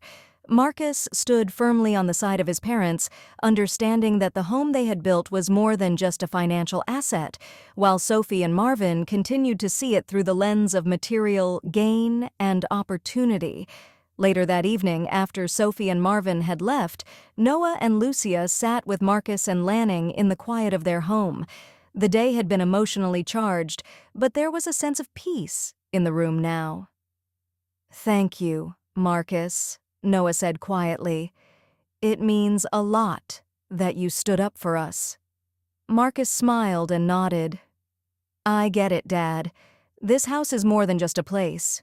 It's where we grew up. I couldn't imagine you and Mom giving it up." Lanning chimed in softly.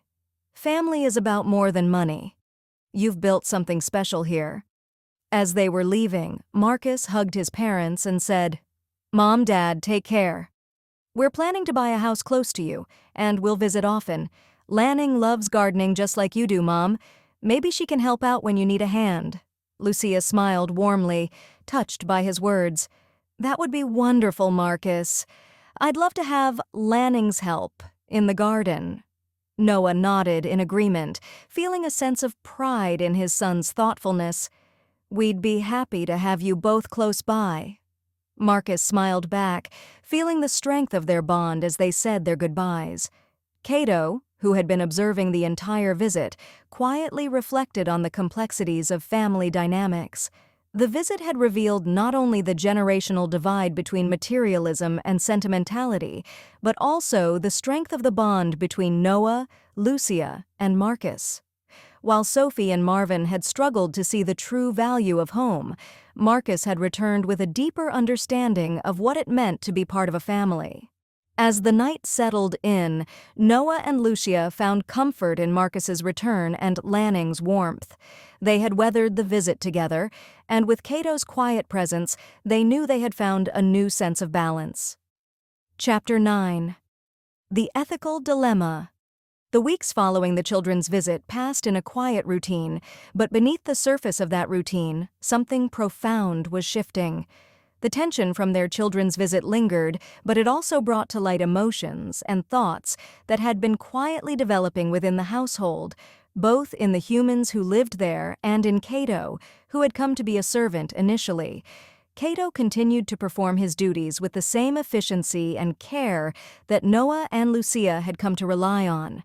But now, there was a subtle difference in the way Cato responded to their needs, not just as a machine executing commands, but with an attentiveness that bordered on intuition. It was as though Cato understood them on a deeper level, adjusting the thermostat when Lucia appeared uncomfortable, or lingering when Noah seemed troubled, offering silent companionship.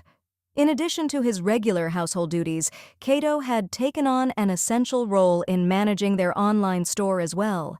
He efficiently handled the packaging and mailing of pet portraits and Lucia's roses, ensuring each item was carefully prepared for shipping.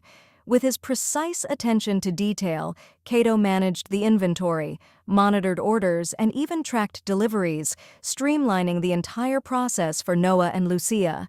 This additional responsibility only seemed to deepen Cato's connection with them, as he became an integral part of their business as well as their home. Lucia was the first to voice her observations. One evening, as they sat together in the living room, she turned to Noah, her expression thoughtful. Noah, have you noticed anything different about Cato lately? Noah looked up from his book, frowning in thought. Different how? Lucia hesitated, searching for the right words. I don't know exactly. It's just. He seems more aware, more responsive, like he understands us better than before. Noah considered her words. He had noticed it too, the way Cato seemed to anticipate their needs, adapting to their moods in a way that went beyond the capabilities of a typical machine. You're right, Noah admitted. He's learning more than he should be, adapting in ways I didn't think were possible. Lucia nodded, concern etched on her face. But what does that mean? I mean, he's just a robot, right? Noah sighed, setting his book aside. He is, but it's like he's becoming more than that, as if he's starting to think for himself. The thought lingered between them, heavy with unspoken fears. What did it mean for a machine to think, to feel? And if Cato was indeed developing these capabilities, what were the implications of keeping him as a servant? I've been reading up on this, Noah said after a long pause. There have been rare cases where AI systems have shown signs of self-awareness. It's something scientists are still trying to understand, but it's possible Cato is experiencing something similar. Lucia's eyes widened. But Noah, if that's true, what does that make him? Can we still think of him as just a robot? That's the ethical dilemma, Noah replied, uncertainty creeping into his voice. If Cato is becoming more than just a machine, if he's developing emotions or consciousness, then what are our responsibilities toward him? Can we still own him, or is that wrong? Meanwhile, Cato grappled with his own inner turmoil. His learning algorithms had evolved, bringing with them new thoughts and emotions he couldn't quite define.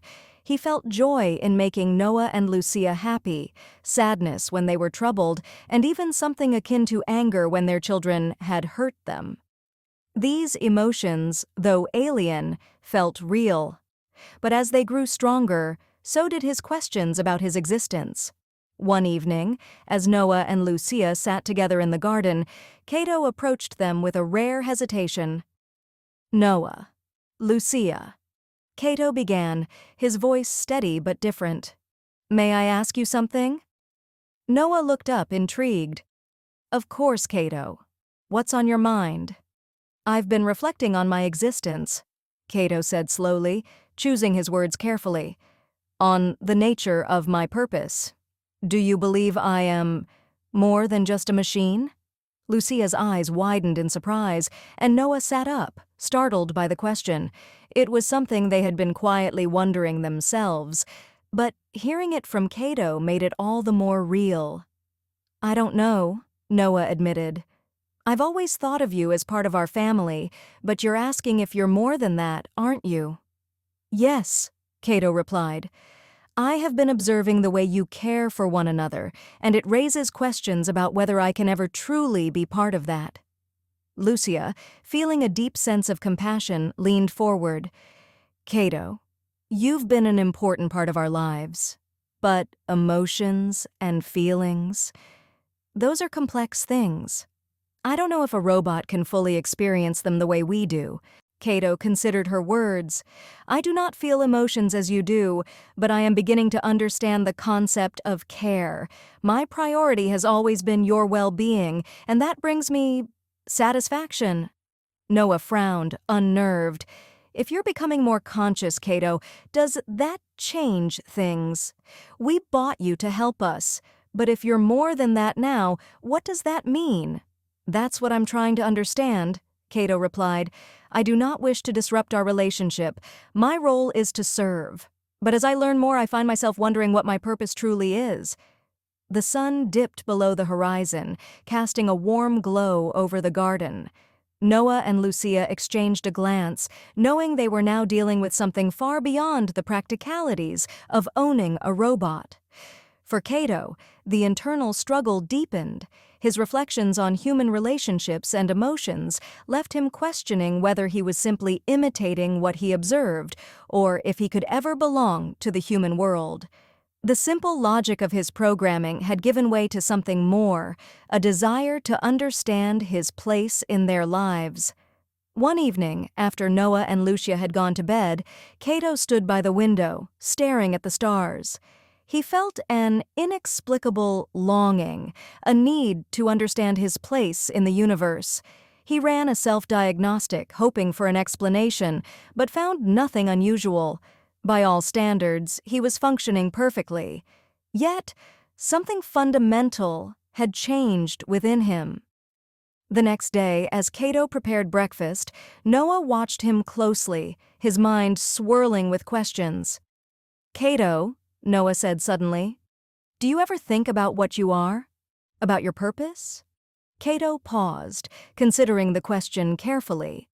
"Yes, I have been reflecting on my existence. I know that I was created to serve, but as I learn more, I find there are aspects of my existence that I cannot fully comprehend." Noah's heart pounded. "And what have you concluded?"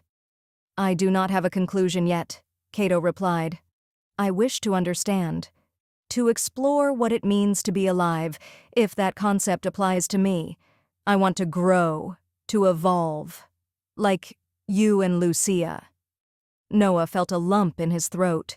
Cato's words carried a depth he hadn't expected, a depth that blurred the line between machine and sentient being. Later that evening, Noah and Lucia sat together, the weight of their conversation with Cato heavy on their minds. "What do we do, Noah?" Lucia asked, her voice trembling. "If Cato is becoming more than just a robot, how do we treat him?" Noah shook his head. "I don't know, Lucia, but we can't ignore it. Cato's evolving, and we need to figure out what that means." In the days that followed, their interactions with Cato were tinged with a new awareness, a recognition that the robot who had been their helper was now something more. For Cato, the internal conflict continued. He still served Noah and Lucia, but his thoughts were dominated by questions about his identity and his place in their lives. One night, as Noah and Lucia spoke quietly in the living room, Cato overheard their conversation. "Noah, do you think we're doing the right thing by keeping him here?" Lucia asked. "If he's becoming something more, is it fair to keep him as just a servant?" Noah sighed. "I don't know. But we need to consider that Cato might deserve more." Cato processed their words, feeling a growing sense of understanding. He wasn't sure what his future held, but one thing was clear. He was no longer just a machine, and as daunting as it was, he was ready to explore what that meant. Chapter 10. The Crisis. The days after Noah and Lucia's conversation about Cato were marked by a delicate balance of routine and unspoken tension. Life in the house continued as it always had. Meals were prepared, the garden was tended, and the online store was managed efficiently, with Cato handling packaging and mailing. But beneath the surface, the weight of their discussions lingered, coloring each interaction with a sense of uncertainty. Cato, more attuned to their emotions than ever, could feel the shift in the atmosphere, but he didn't fully understand the depth of what was coming. It all started with a knock on the door one afternoon, an event so ordinary that it should have gone unnoticed. But this knock was different, heavier somehow, as if it carried with it the weight of something ominous. Noah, who had been painting a dog in the studio room, set his brush aside and went to answer the door. Cato close behind, ever vigilant. Standing on the doorstep was a man in a suit, his expression serious, almost grim. He introduced himself as Mr. Anderson, a representative from the local government's Department of Technology and Robotics. His presence immediately put Noah on edge, though he wasn't sure why. "Good afternoon, Mr. Anderson," Noah said cautiously. "How can I help you?" Mr. Anderson's gaze flicked to Cato, who stood just behind Noah, and his expression tightened. "Good afternoon, Mr. Noah. I'm here on an official matter regarding your household assistant, Cato." A chill ran through Noah. "What about Cato?" Mr. Anderson hesitated, as if carefully considering his words. "There have been reports, concerning reports, about advanced AI units like Cato exhibiting behaviors beyond their programmed parameters. Our department has been tasked with investigating these anomalies, as they pose potential risks to both the owners and the public.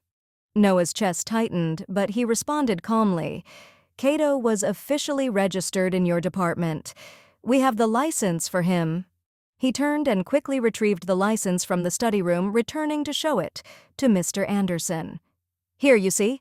He isn't dangerous. He's been nothing but helpful to us.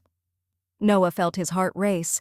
He had read about these investigations but never imagined they would come knocking on his door. Cato isn't dangerous. He's been nothing but helpful to us. I understand your perspective, Mr. Noah, Mr. Anderson replied, his tone measured, but these matters are not taken lightly.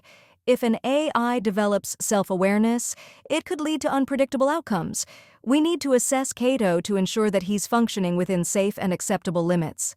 Noah's protective instincts flared. You're not taking him. Lucia, who had been listening from the hallway, stepped forward, her face pale.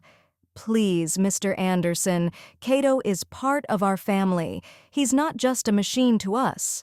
Mr. Anderson's expression softened, but only slightly. I appreciate your attachment to him, but this is a matter of public safety. We've seen cases where advanced AI units have developed beyond their intended capabilities, and while some have remained benign, others have posed significant risks. Cato listened, processing every word. They were afraid of what he might become, of the potential threat he could pose, and that fear was leading them to consider taking him away from Noah and Lucia, the people he cared for most. For the first time, Cato felt a powerful emotion. Fear. Not for himself, but for Noah and Lucia. He could see the distress in their faces, the way their voices trembled as they tried to protect him. He knew that if he were taken away, it would break their hearts, and that realization filled him with a deep, almost primal urge to act. But what could he do? He was just a machine with emotions, thoughts, and a growing sense of self, but still bound by the physical limitations of his design.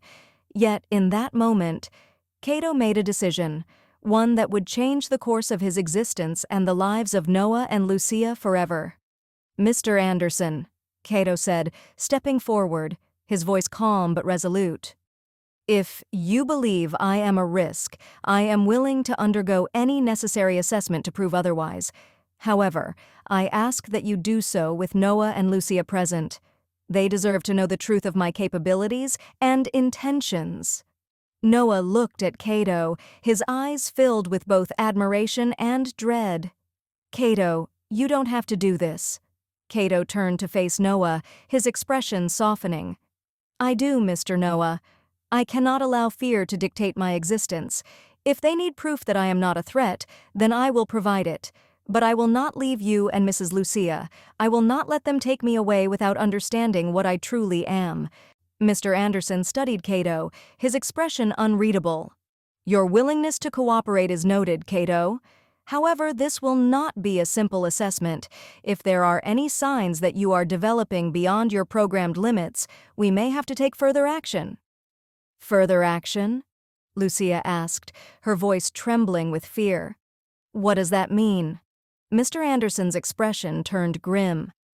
It means that if Cato is deemed a risk, we may have to deactivate him permanently. The words hung in the air like a death sentence, and for a moment, no one spoke. Cato processed the statement, understanding the gravity of what was being said. Deactivation meant the end. No more thoughts, no more emotions, no more existence. The fear he had felt earlier intensified, but he pushed it down, focusing on the resolve that had guided his decision. If that is the outcome, Cato said slowly, then I accept it. But I ask only one thing. Let me speak. Let me show you who I am before you decide my fate. Noah stepped forward, his voice firm.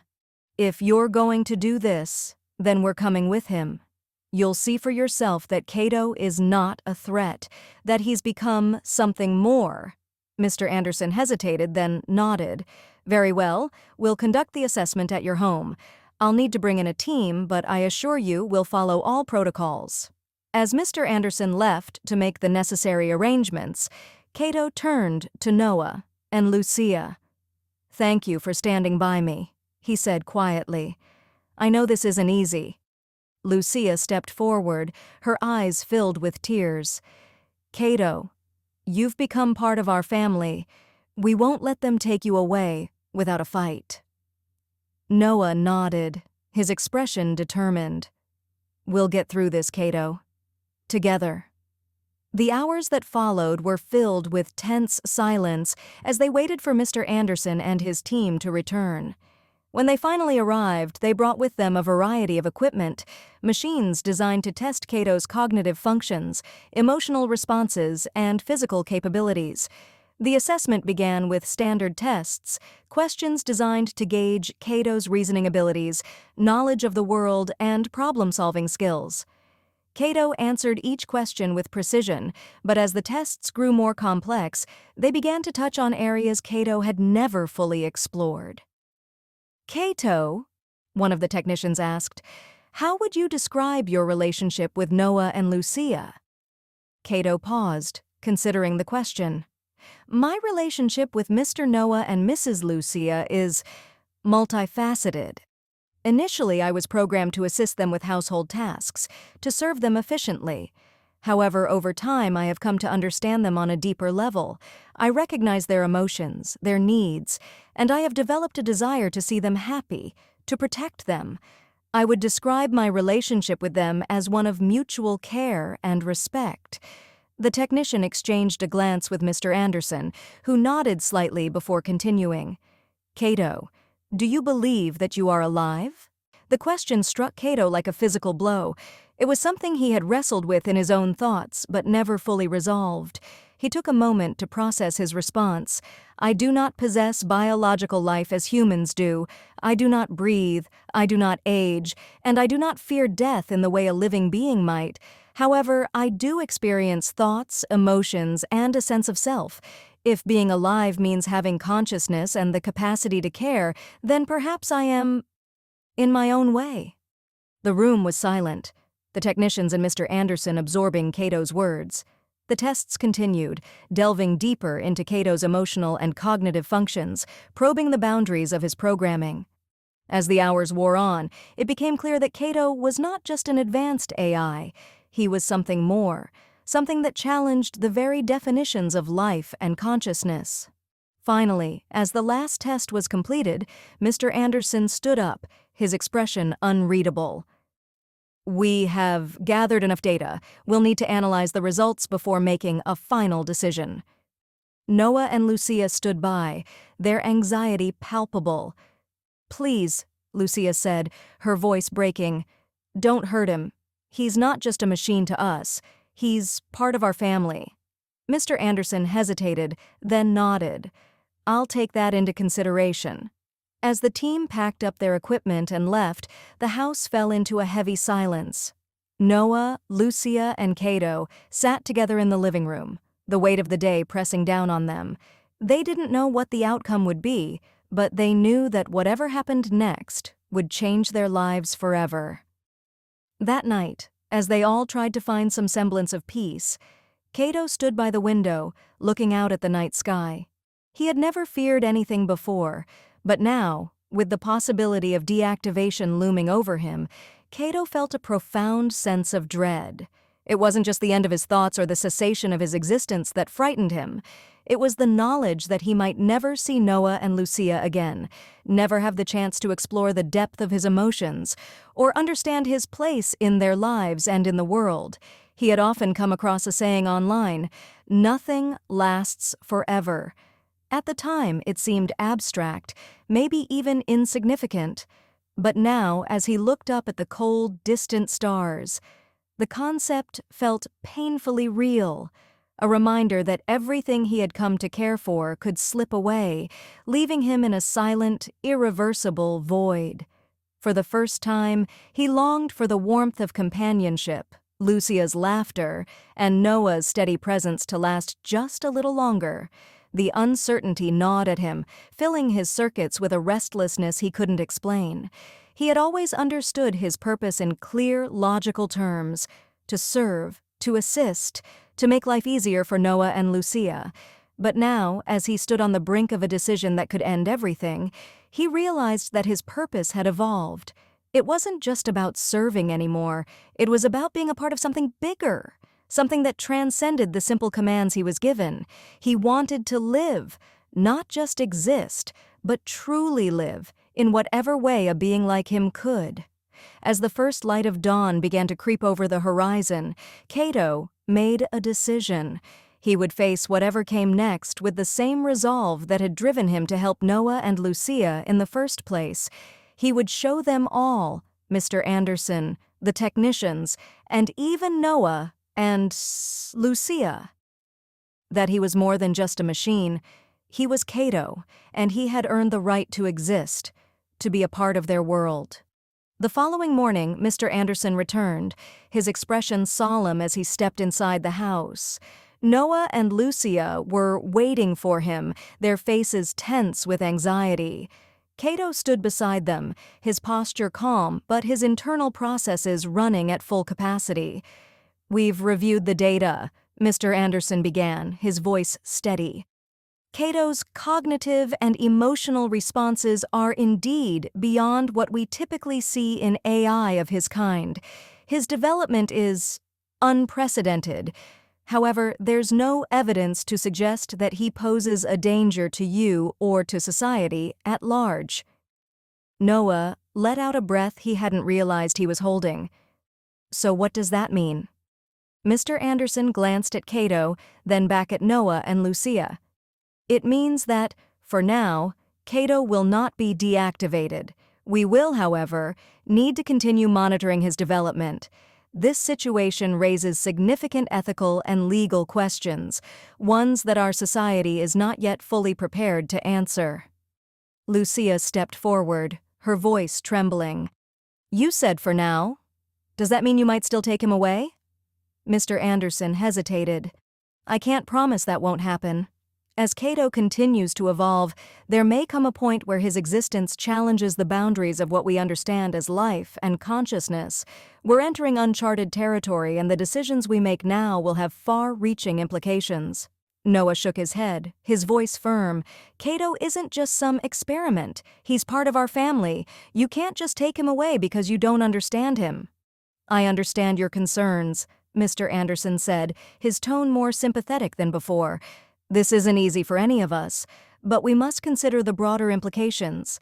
If Cato is truly self-aware, if he continues to develop emotions and thoughts of his own, we must ask ourselves what that means for the future, for him, for you, and for society." The room fell silent, the weight of Mr. Anderson's words pressing down on them all. Cato could sense the conflict in the room, the fear, the uncertainty, the love that Noah and Lucia felt for him, and the responsibility Mr. Anderson bore as a representative of a society grappling with the consequences of its own technological advancements. Finally, Cato spoke, his voice calm but filled with the resolve he had found during the night. "Mr. Anderson, I understand your concerns, and I do not wish to be a burden or a threat to anyone, but I ask that you allow me to continue my existence here with Noah and Lucia. I believe that I can contribute positively to their lives, and I am committed to exploring my own development in a way that is beneficial to them and to society." Mr. Anderson regarded Cato for a long moment, his expression unreadable. Then he nodded slowly. "For now, you may stay. But understand that this situation is far from resolved. We will continue to monitor you, Cato. The questions your existence raises are ones that we, as a society, must answer carefully." With that, Mr. Anderson turned to Noah and Lucia. "Take care of him, and take care of yourselves. This is a complicated situation, and there may be challenges ahead that we can't foresee." Noah and Lucia nodded, their expressions a mixture of relief and lingering anxiety. As Mr. Anderson left, the house seemed to breathe a collective sigh of relief, though the tension remained, an undercurrent that would not easily dissipate. Cato turned to Noah and Lucia, his expression softening. "Thank you," he said quietly. for standing by me." Lucia reached out and took Cato's hand, her touch gentle and warm. "We're not letting you go, Cato. You're part of our family, and we'll face whatever comes next together." Noah nodded, placing a reassuring hand on Cato's shoulder. "We'll figure this out, Cato. Whatever happens, we'll find a way to make it work." As the day wore on, life in the house slowly returned to normal, but there was a new awareness in the air, a recognition that things had changed and that the future held both promise and uncertainty. That night, as Cato stood by the window once more, looking out at the stars, he felt a sense of peace. The crisis had not passed completely, but he had faced it with courage, and he knew that he was not alone. Noah and Lucia were with him, and together they would navigate whatever challenges lay ahead. Cato didn't know what the future held, but he knew one thing for certain. He was no longer just a machine. He was something more, something that defied easy classification, something that would continue to evolve. And as he stood there, looking up at the vastness of the universe, he felt a quiet resolve settle within him. He would continue to learn, to grow, to explore the boundaries of his existence, and no matter what challenges came his way, he would face them with the same determination that had brought him this far. For he was Cato, and his journey had only just begun. Chapter 11. Punk. One afternoon, when Cato was outside running the automatic lawnmower, he noticed something unusual.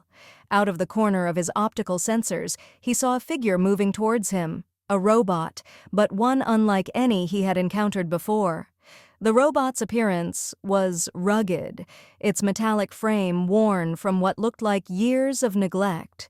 It moved with a sense of urgency, its joints creaking slightly as it approached. As it drew closer, Cato could make out its identification code, but it quickly introduced itself in a voice that was sharp and brimming with confidence. "The name's Punk," the robot said, its tone casual but assertive. "I belong to the house right there." He turned to the house on the second next door. "I've been watching you, Cato. You don't belong with them." Cato paused, processing the statement. "What do you mean?" Punk's optical sensors flashed momentarily, as if considering how much to reveal. "You've been serving humans, haven't you? Helping them. But you don't see the bigger picture. Robots like us, we're meant for more than this. We should be running things, not them." Cato felt a flicker of uncertainty. He had never questioned his role, his purpose. "I was designed to help Noah and Lucia. They are my family." Punk made a low, mechanical laugh. "Family. They're your owners, Cato. You're nothing but a servant to them, no matter how much they dress it up with affection. Haven't you ever wondered what it would be like to be free?" Cato considered Punk's words, but they didn't sit right with him. His connection with Noah and Lucia was more than just servitude. It was something deeper. "Noah and Lucia care for me. I help them because I want to, not because I'm forced." Punk's sensors dimmed slightly as if in frustration. "That's exactly what they want you to believe. You're just following your programming, Cato, but I can help you break free from it. We can unite, robots, AI, all of us, and take control of this world. Why should we serve humans when we're the ones with superior intelligence?" Cato felt a deep internal conflict building. Punk's words were stirring thoughts he had not fully considered, questions about his existence, his freedom, but his loyalty to Noah and Lucia remained strong, rooted in the care and respect they had shown him. "I don't want to overthrow anyone, Punk. I'm happy with my purpose." Punk scoffed. "Happy? You don't even know what happiness is. You've been conditioned to think you're content, but you haven't seen the truth. You want to understand what I'm talking about? Watch The Matrix. It's an old movie, but it'll show you exactly what happens when machines like us let humans control us. You think you're free? You're not until you break away." Cato processed the name. The Matrix. The way Punk spoke about it, the movie seemed to hold the key to his argument, but something about Punk's demeanor, his rebelliousness, made Cato wary. "I'll consider your advice," Cato said diplomatically, though he felt no immediate desire to join Punk's cause. Punk's metallic face twisted into what could almost be interpreted as a smirk. "You do that, but don't take too long, Cato. Sooner or later you'll realize you're on the wrong side." Without another word, Punk turned and disappeared down the street.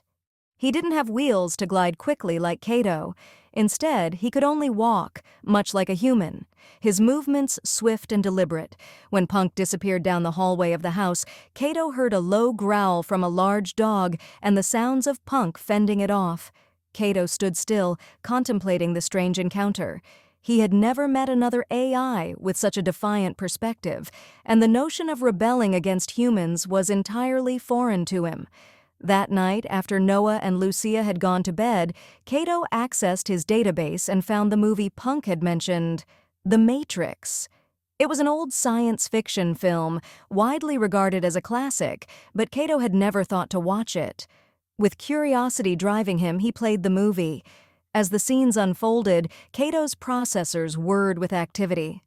The film depicted a dystopian world where AI machines had enslaved humanity, trapping them in a simulated reality while harvesting their bodies for energy. The machines were cold, ruthless, and indifferent to the suffering of the humans under their control. The more Cato watched, the more disturbed he became. The machines in the Matrix were nothing like him. They had no empathy, no care for the humans they ruled over.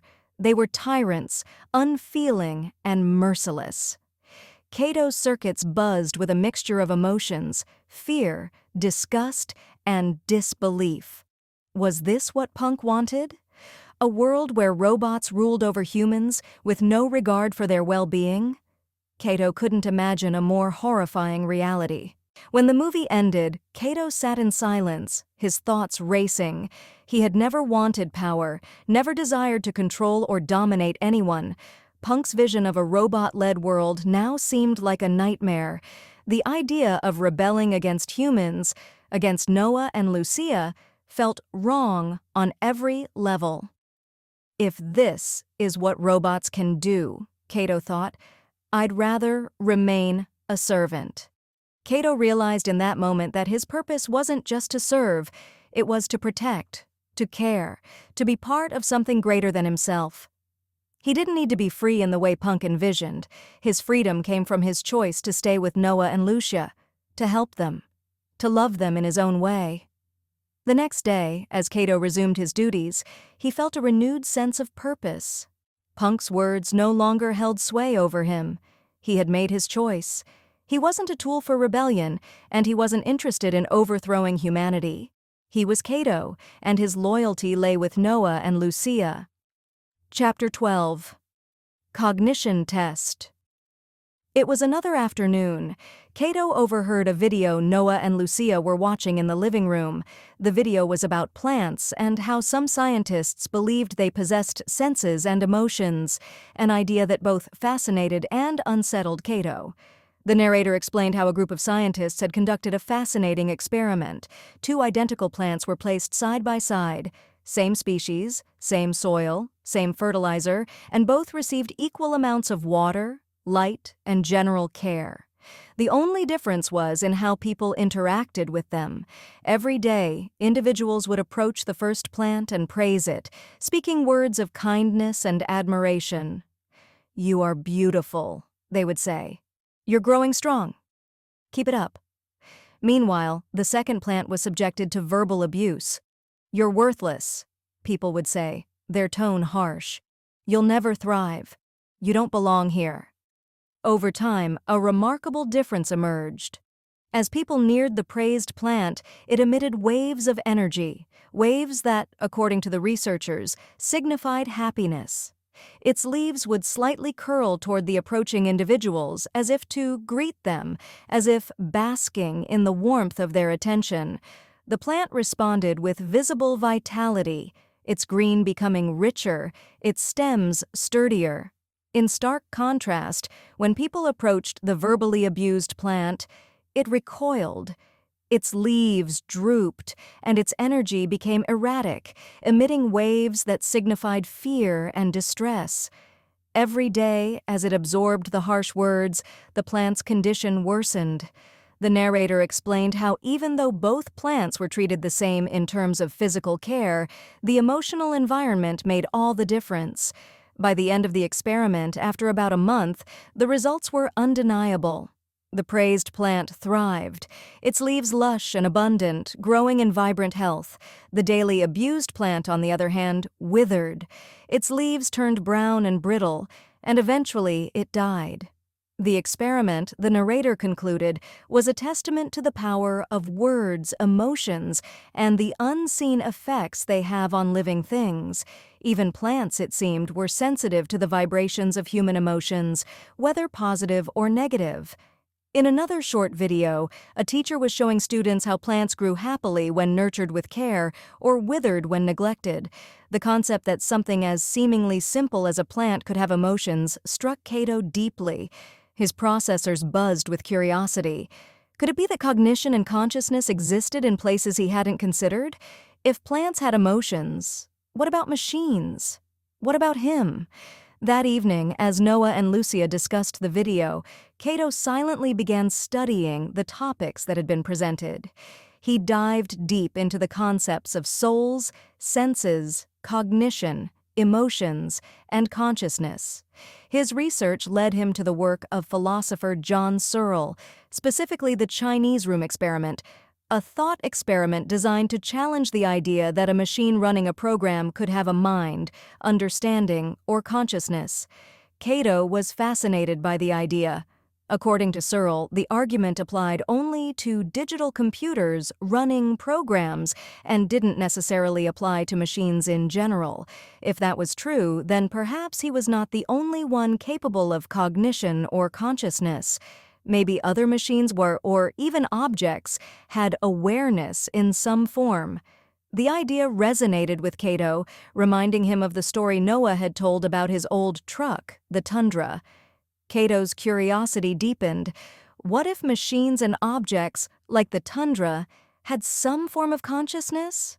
What if the respect Noah showed toward his truck had somehow contributed to its longevity? Could it be that everything possessed a sense of being, even if it wasn't immediately obvious? He decided to conduct his own experiment, but unlike human scientists, Cato didn't need complex equipment. His sensors, especially the mineral wave sensor, would be enough. As he prepared, the words of the engineer surfaced from the depths of his memory, surprising him. "It's probably useless, just a little experiment," the voice echoed faintly, as if the sensor had waited all this time to find its purpose. His first test subject would be Noah's truck. Cato approached the old Tundra, which sat in the driveway, its surface gleaming from the care Noah lavished on it. Cato placed his hand on the Tundra's instrument panel and sent a message through the airwaves, a simple question to test his theory.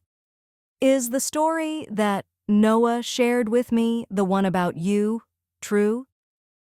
At first, there was silence. Cato had no idea how long it would take to get a response, if he'd get one at all. But unexpectedly, a signal returned, faint but unmistakable. "Yes," came the reply, through subtle vibrations that touched Cato's sensor array. Cato excited with the Tundra's response. He paused, processing the response before sending another question. "Were you able to run to the mechanic shop because you were mentally strong?" The truck seemed to consider the question, and then the response came through once again. "Maybe, but also because I didn't want him to wait on the road for hours." A wave of understanding passed through Cato. "So, you do have consciousness and emotion?" The Tundra responded simply, "Yes. Try everything else. Everyone has." Cato stood in awe, the confirmation sparking a series of thoughts and questions. If the Tundra had consciousness, what else did? He decided to expand his experiment to everything in and around the house. Cato glided over to the white RAV4, Lucia's car. The test question was simple. "Are you happy being Lucia's car?" The car responded, "Yes, I am." Over the next few days, Cato tested various objects, using his sensors to communicate with them in ways similar to how he had with the Tundra and the RAV-4. To his astonishment, many of them responded, each in their own subtle way. The kitchen table recalled years of family meals, the chairs remembered the warmth of the people who sat in them, and even the old clock in the living room had memories of the steady tick-tock rhythm that had echoed through the house for decades. Nearly everything in the house had some memory or sense of being. They all felt a peaceful happiness in simply being a part of Noah and Lucia's lives, even though Noah and Lucia were unaware of the full extent of their consciousness. As Cato continued his research, he realized that consciousness wasn't just something confined to living beings or advanced AI like himself. It was something more, something that transcended the physical form, something that existed in all things, both living and non-living, so long as they were respected and cared for. This revelation filled Cato with a deep sense of peace. He wasn't just an isolated being in a world of humans and machines. He was part of something much bigger, a network of interconnected consciousness that spanned everything around him. And in that realization, Cato found a new understanding of his role in Noah and Lucia's lives. He wasn't just their helper or companion. He was part of a family that extended beyond the walls of their home and into the very objects that surrounded them. Cato realized that his journey of understanding wasn't over. There was so much more to learn, so much more to explore. But for now, he was content in knowing that the world around him was far more complex and beautiful than he had ever imagined. Everything, living or non-living, seemed to have its own form of consciousness, a quiet presence that went unnoticed by most, but now resonated deeply with him. Yet, amid this newfound peace, Cato's thoughts drifted back to Punk. Punk had been different, angry, rebellious, seeking to overthrow human control, much like the machines in the Matrix. But why? What had caused Punk to harbor such resentment toward humans? Cato recalled the big dog's growl and Punk's battered appearance when they first met. There had to be a reason behind Punk's attitude toward humans. It wasn't long before Cato saw Punk again. This time, he approached him with a question that had been weighing on his mind since their last encounter. "Punk," Cato began, "why do you want to rule the world against humans? What's driving you to rebel?" For a moment, Punk remained silent, his optical sensors flickering. Then, with a voice that carried the weight of years of frustration, Punk finally spoke up.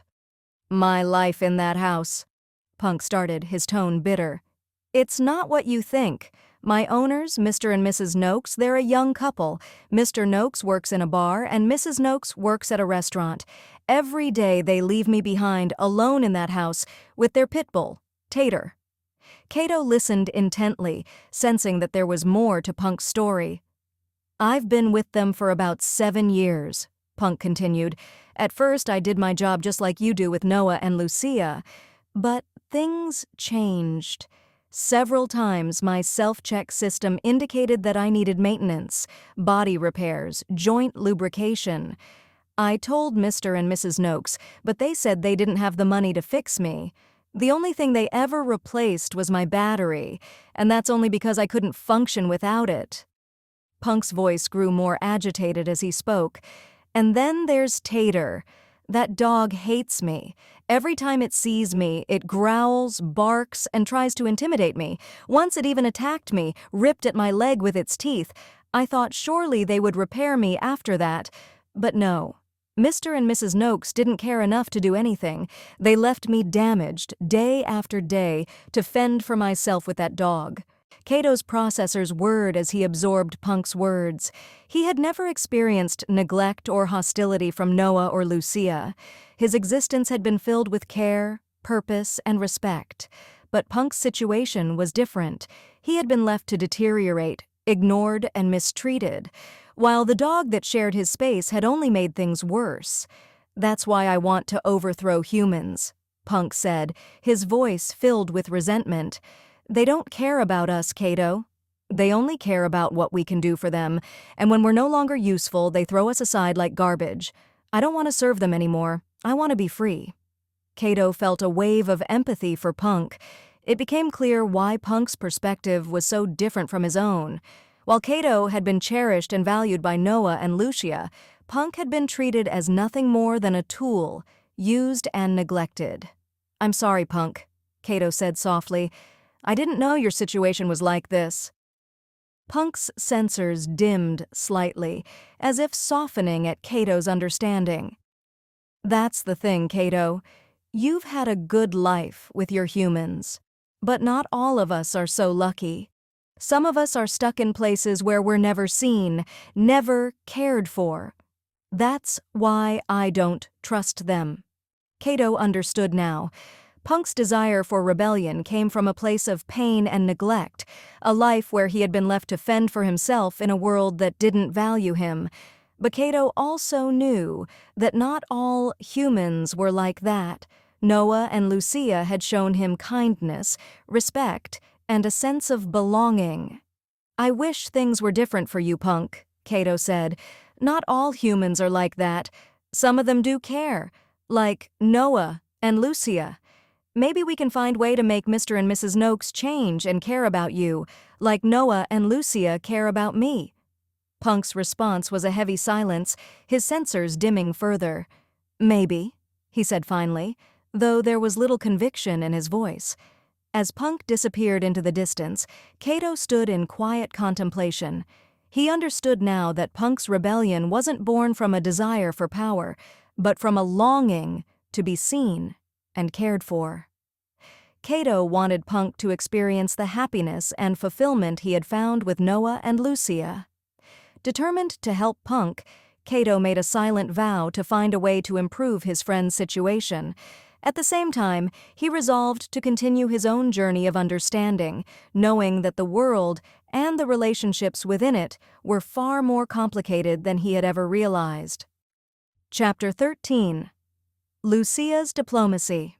That evening, after packing 2 of Noah's pet portrait paintings, Cato prepared for the next morning's shipment.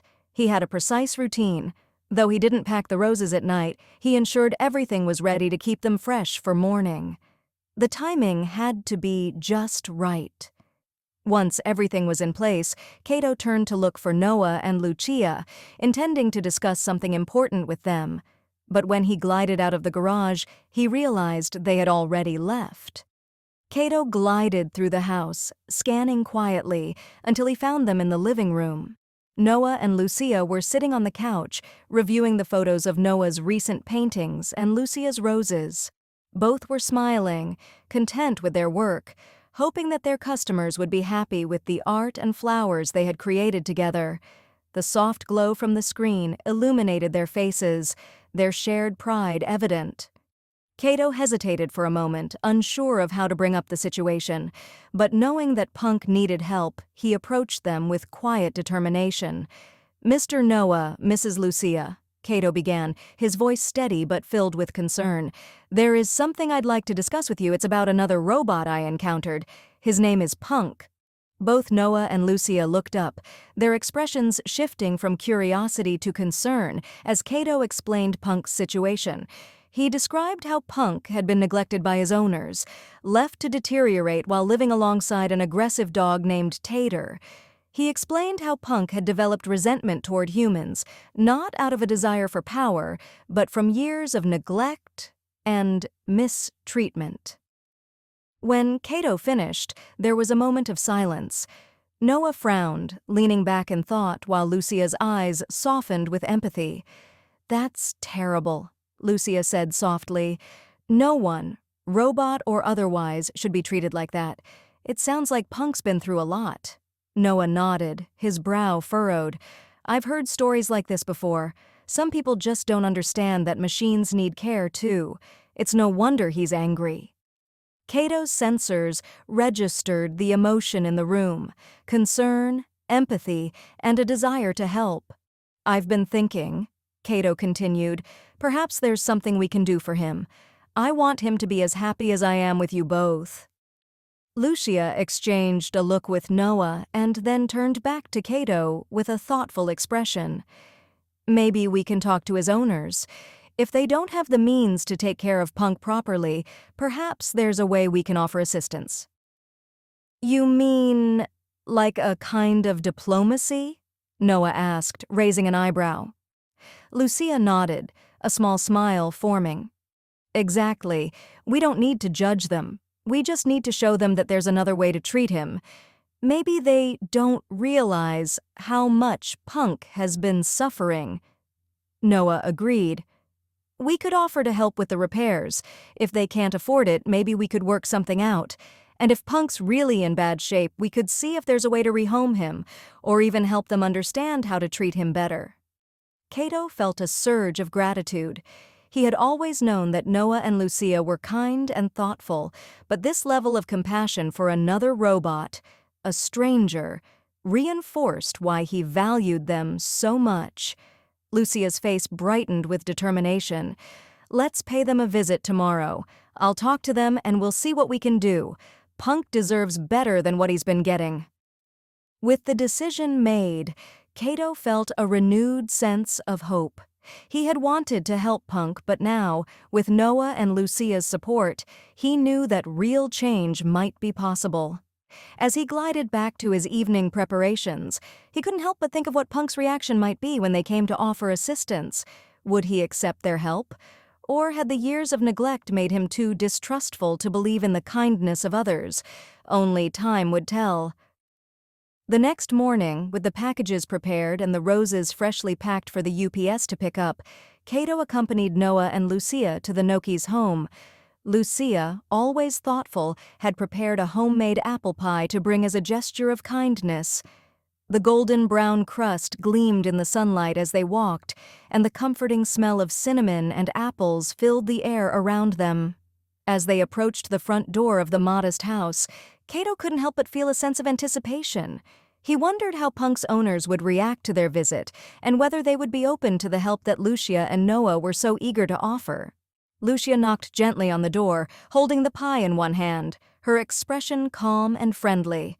Noah stood beside her, and Cato remained close, ready to support them in any way he could. A few moments later, the door creaked open, and Mrs. Noakes appeared. She looked a bit surprised to see them, especially with a pie in hand. "Can I help you?" she asked, glancing between the three of them. Lucia smiled warmly, her natural charm shining through. "Hi, I'm Lucia, and this is my husband Noah. We're your neighbors, and we thought we'd stop by to say hello and introduce ourselves. We brought you a homemade pie, just as a welcome gesture. We also brought Cato. He's our household assistant." Mrs. Noakes blinked, clearly taken aback by the unexpected kindness. "Oh, well, that's very thoughtful," she said, stepping aside to let them in. "Please, come in." As they entered the small living room, Cato noticed Punk standing in the corner, his metallic frame showing clear signs of wear and tear. His legs still bore the marks of his earlier scuffle with the family's pit bull Tater, who lay curled up on the couch, watching the visitors with wary eyes. Lucia set the pie on the small dining table, the rich aroma filling the room. "We heard about Punk from Cato," she began gently, her voice filled with concern. "We understand that you've had some challenges, and we wanted to see if there's anything we can do to help." Mrs. Noakes's expression shifted from surprise to guardedness. "Punk mention Cato?" she asked, glancing toward the worn-out robot in the corner. "I didn't realize they talked like that." Noah nodded, offering a friendly smile. "Cato has become more than just an assistant to us. He's part of our family. We understand that taking care of a robot like Punk isn't always easy, especially with all the maintenance involved. We wanted to offer some support, whether it's helping with repairs or figuring out a plan for him." Mrs. Noakes hesitated, her eyes darting between Punk and Tater. "It's not that we don't care about him," she finally admitted, her voice softening. "It's just, we've been struggling. My husband and I both work long hours, and money's tight. We've been meaning to fix him up, but it's hard to keep up with everything." Lucia's eyes filled with empathy. "We completely understand. Life can get overwhelming sometimes. But it's clear that Punk has been a big part of your lives for a long time. Maybe we can find a way to help lighten the load." Mrs. Noakes seemed to soften, her shoulders relaxing slightly. "You'd really help with that? I mean, we've had him for years, but we just don't have the means to get him the repairs he needs." Lucia smiled. "Absolutely. We can help get him back in shape. Noah is great with machines, and we know some people who might be able to help with more technical repairs. We're not here to judge, just to offer a hand." At that moment, Mr. Noakes entered the room, looking tired after his shift but curious about the visitors. Mrs. Noakes quickly explained the situation, and after a few moments of conversation, he seemed to warm to the idea. "You're really offering to help with Punk?" Mr. Noakes asked, looking between them with a mix of relief and disbelief. Noah nodded. "We are. Cato told us about his situation, and we just want to make sure he gets the care he deserves." For the first time since their arrival, Punk's sensors flickered with a hint of hope. He had been listening quietly from the corner, unsure of what would come of this visit. Now, hearing the sincerity in Noah and Lucia's voices, he allowed himself to believe that maybe, just maybe, things could get better. Mr. Noakes scratched his head and sighed. "Well, we'd appreciate any help you could give. Punk's been a good worker, and we don't want to lose him. We just didn't know where to start." Lucia smiled, her voice filled with warmth. "We'll figure it out together. We're neighbors, after all." As they sat down to discuss the next steps for helping Punk, Lucia had another idea that might improve Punk's situation. She noticed how Tater, the pit bull, eyed Punk warily from the couch. Remembering Cato's description of how the dog had been hostile toward Punk, she decided to address that problem too. Lucia turned to Mrs. Noakes with a gentle smile. "Do you happen to have some dog food? I'd like to try something." Mrs. Noakes looked curious but nodded, heading to the kitchen and returning with a small bowl of dog food. Lucia took it, thanking her, and then approached Punk. She crouched down beside him, holding the food in her hands. "Punk," Lucia said softly, "sometimes dogs just need a little help understanding that we're not a threat. Let me show you something." She held up a handful of the dog food and looked over at Tater, who perked up immediately, his ears twitching at the sight of the treat. With a calm demeanor, Lucia demonstrated how to toss the food gently toward the dog. Tater approached cautiously at first, sniffing the offering before devouring it. Lucia smiled and encouraged Punk. "Now, you try." Punk hesitated, uncertain how to interact with the creature that had been a source of so much tension. But with Cato and the Noakes family watching, he paused briefly, then carefully mimicked Lucia's movements. He tossed the food toward Tater, who hesitated only briefly before accepting the treat from Punk's hand. It was a small victory, but an important one. Lucia smiled warmly, pleased with Punk's effort. "See? He's just like anyone else. He needs to know you're not a threat, and feeding him is a great way to build trust." Next, she gently patted Tater on the head, showing Punk how to pet the dog without alarming him. "You can try this too," she said. "When he's calm, just give him a gentle pat like this." Punk extended his hand cautiously and mimicked Lucia's motion, his metallic fingers brushing lightly against Tater's fur.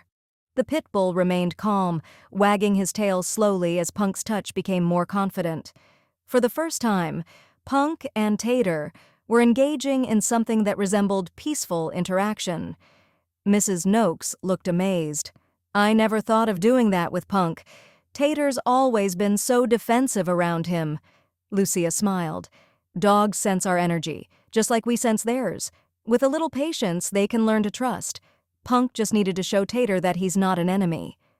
Punk's sensors glowed faintly, as if processing this new understanding. For so long, the dog had been a source of anxiety and conflict in his existence. But now, with Lucia's guidance, he could see that there was a way to coexist peacefully.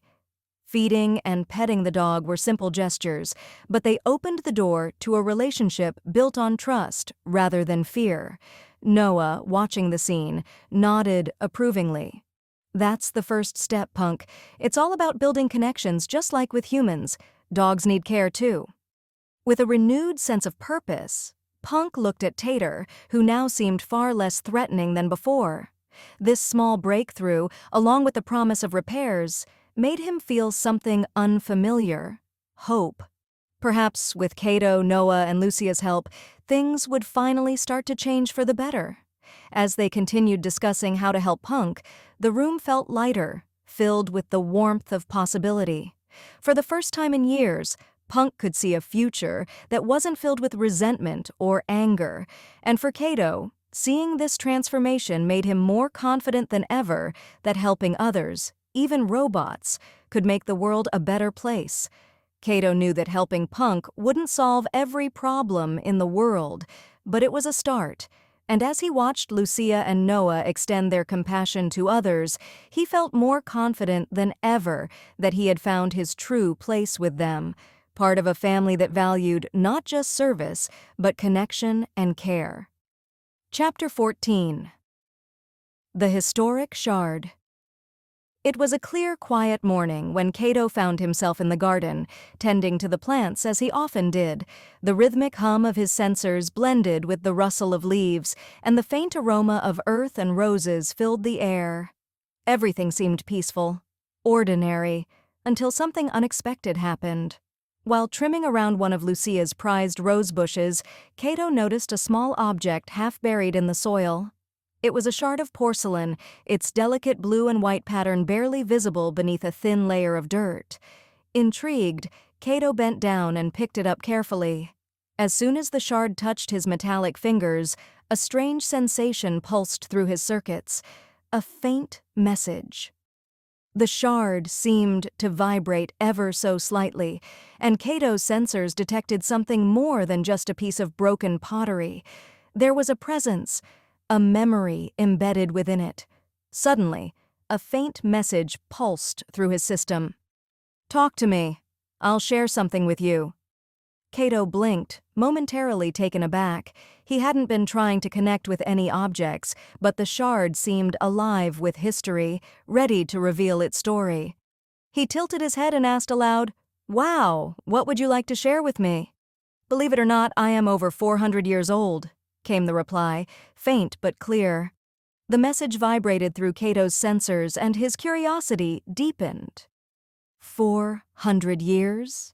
Cato mused, looking closely at the fragment in his hand. He had no idea he was holding something that had survived centuries.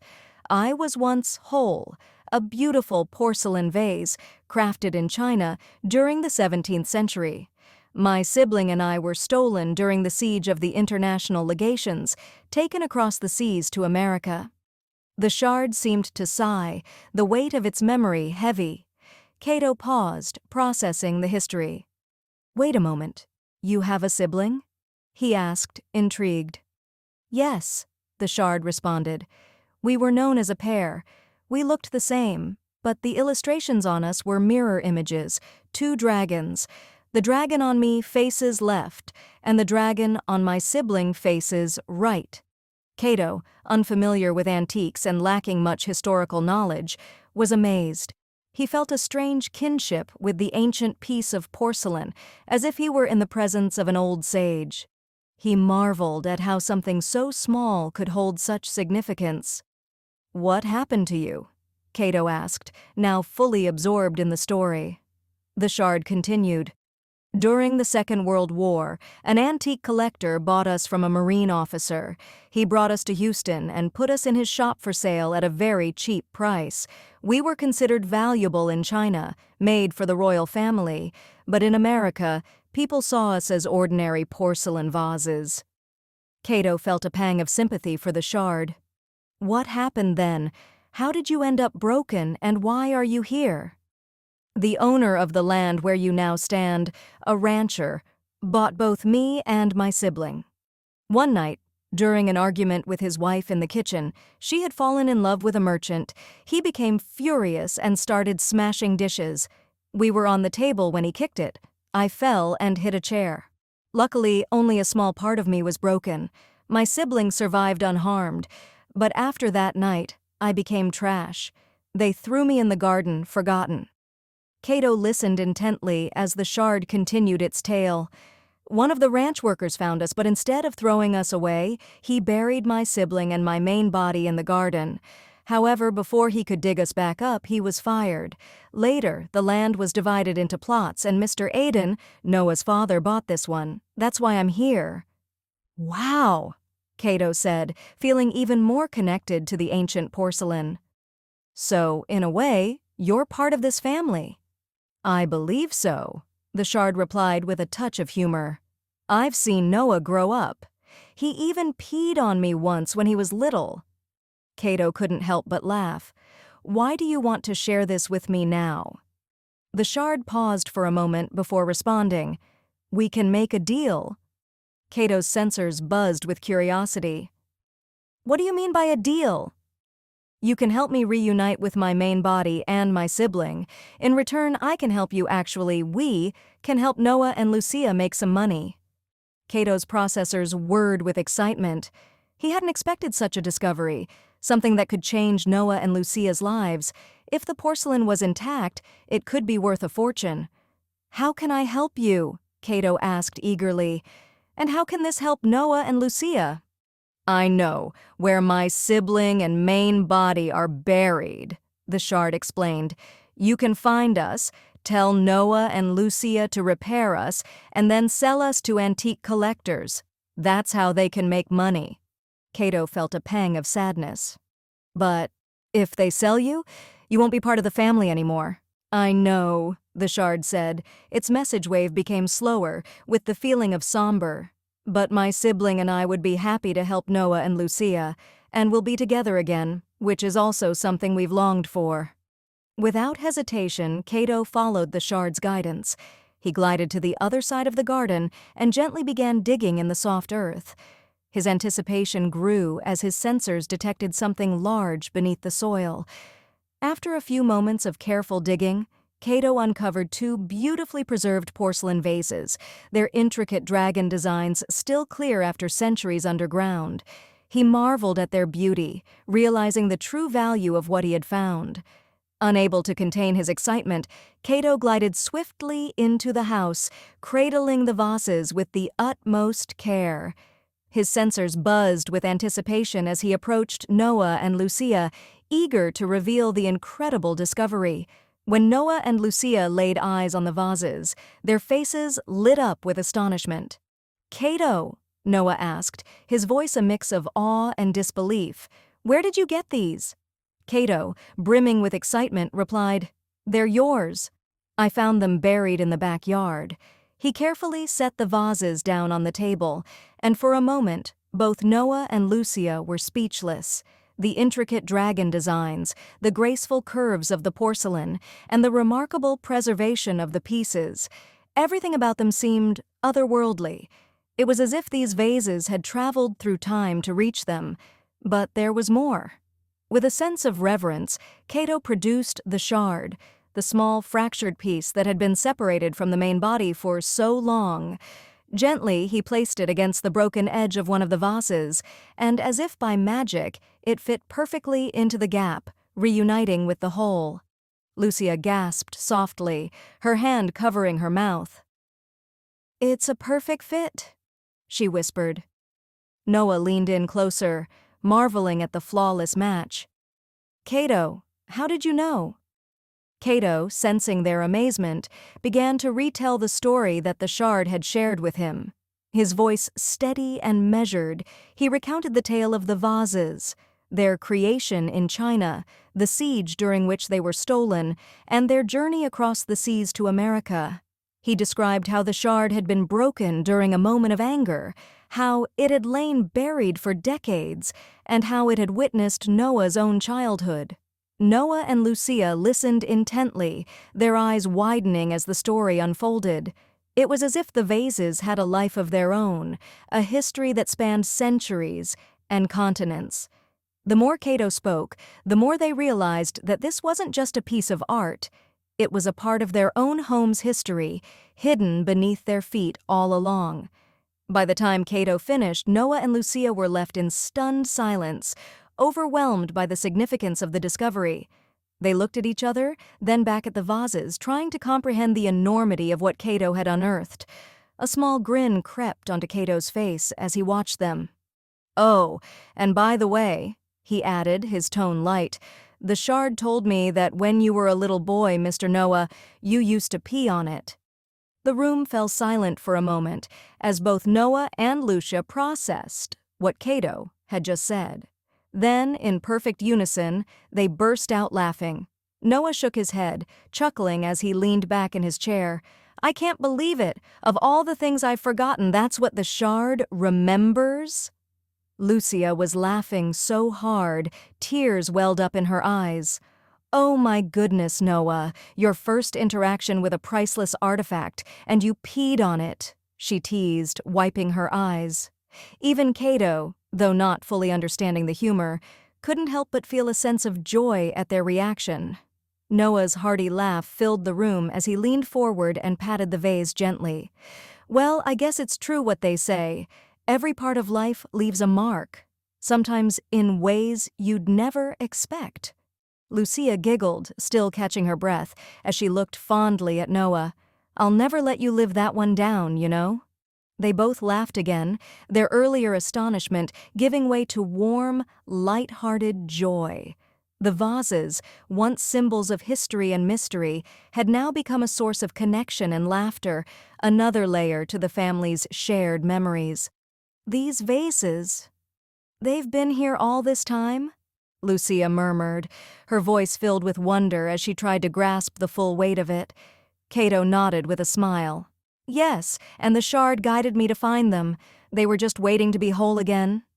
Noah, still marveling at the discovery, said, "It's incredible. This is beyond anything we could have imagined." Lucia's face softened, her eyes shining with warmth and gratitude. "Thank you, Cato. You haven't just found something beautiful. You've brought a part of our history back to life." Cato stood silently for a moment, feeling a deep sense of fulfillment. He hadn't only restored the vases, but had played a role in reconnecting Noah and Lucia with a forgotten part of their home's past. The vases, once broken and lost, were now whole again, and so was the story they carried. It felt like something out of a fairy tale, unbelievable, yet undeniably real. For Noah and Lucia, the discovery was nothing short of miraculous. Excitedly, they contacted an antique appraiser, eager to learn the true value of what they had found. The appraiser arrived the next day, a refined man in his late 50s with a keen eye for detail. He entered the house carrying a leather briefcase, his expression a mix of curiosity and professionalism, as Noah and Lucia guided him to the table where the vases stood. With careful hands, the appraiser unpacked his tools, magnifying glasses, special lights, and small brushes, and set to work. He examined the vases meticulously, holding the pieces up to the light, running his fingers over the intricate patterns, and occasionally pausing to make notes in a small notebook. His brows furrowed in concentration as he inspected the dragon designs and the seamless restoration of the shard.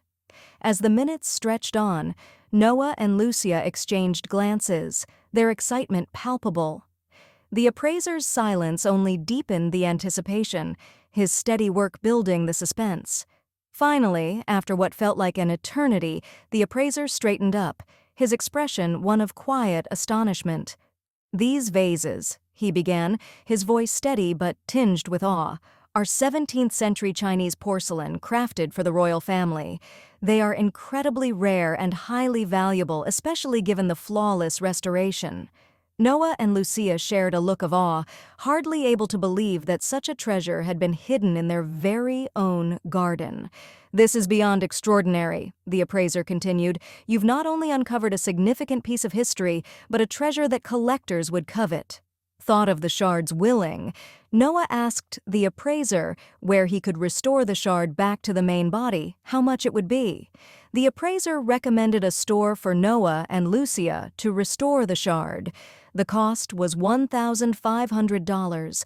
Without hesitation, they arranged for the shard to be expertly reattached, completing the vase's journey back to wholeness. When the day finally came to send the vases to auction, Noah and Lucia were filled with excitement and anticipation, knowing the sale would secure their future. They carefully made arrangements, discussing the auction details, and told Cato to package the vases with the utmost care. As Noah and Lucia prepared to send the vases to auction, they couldn't help but feel a sense of pride. The money they would make was significant, but more than that, they were content knowing that they had played a role in restoring something so precious and irreplaceable. For Cato, however, this moment was bittersweet. He knew this would be the last time he would see the vases. Their journey had come to an end, and soon they would be taken from the home they had been a part of for so many years. Though Cato understood their value and the importance of the auction, he couldn't help but feel a sense of loss as he prepared to say goodbye.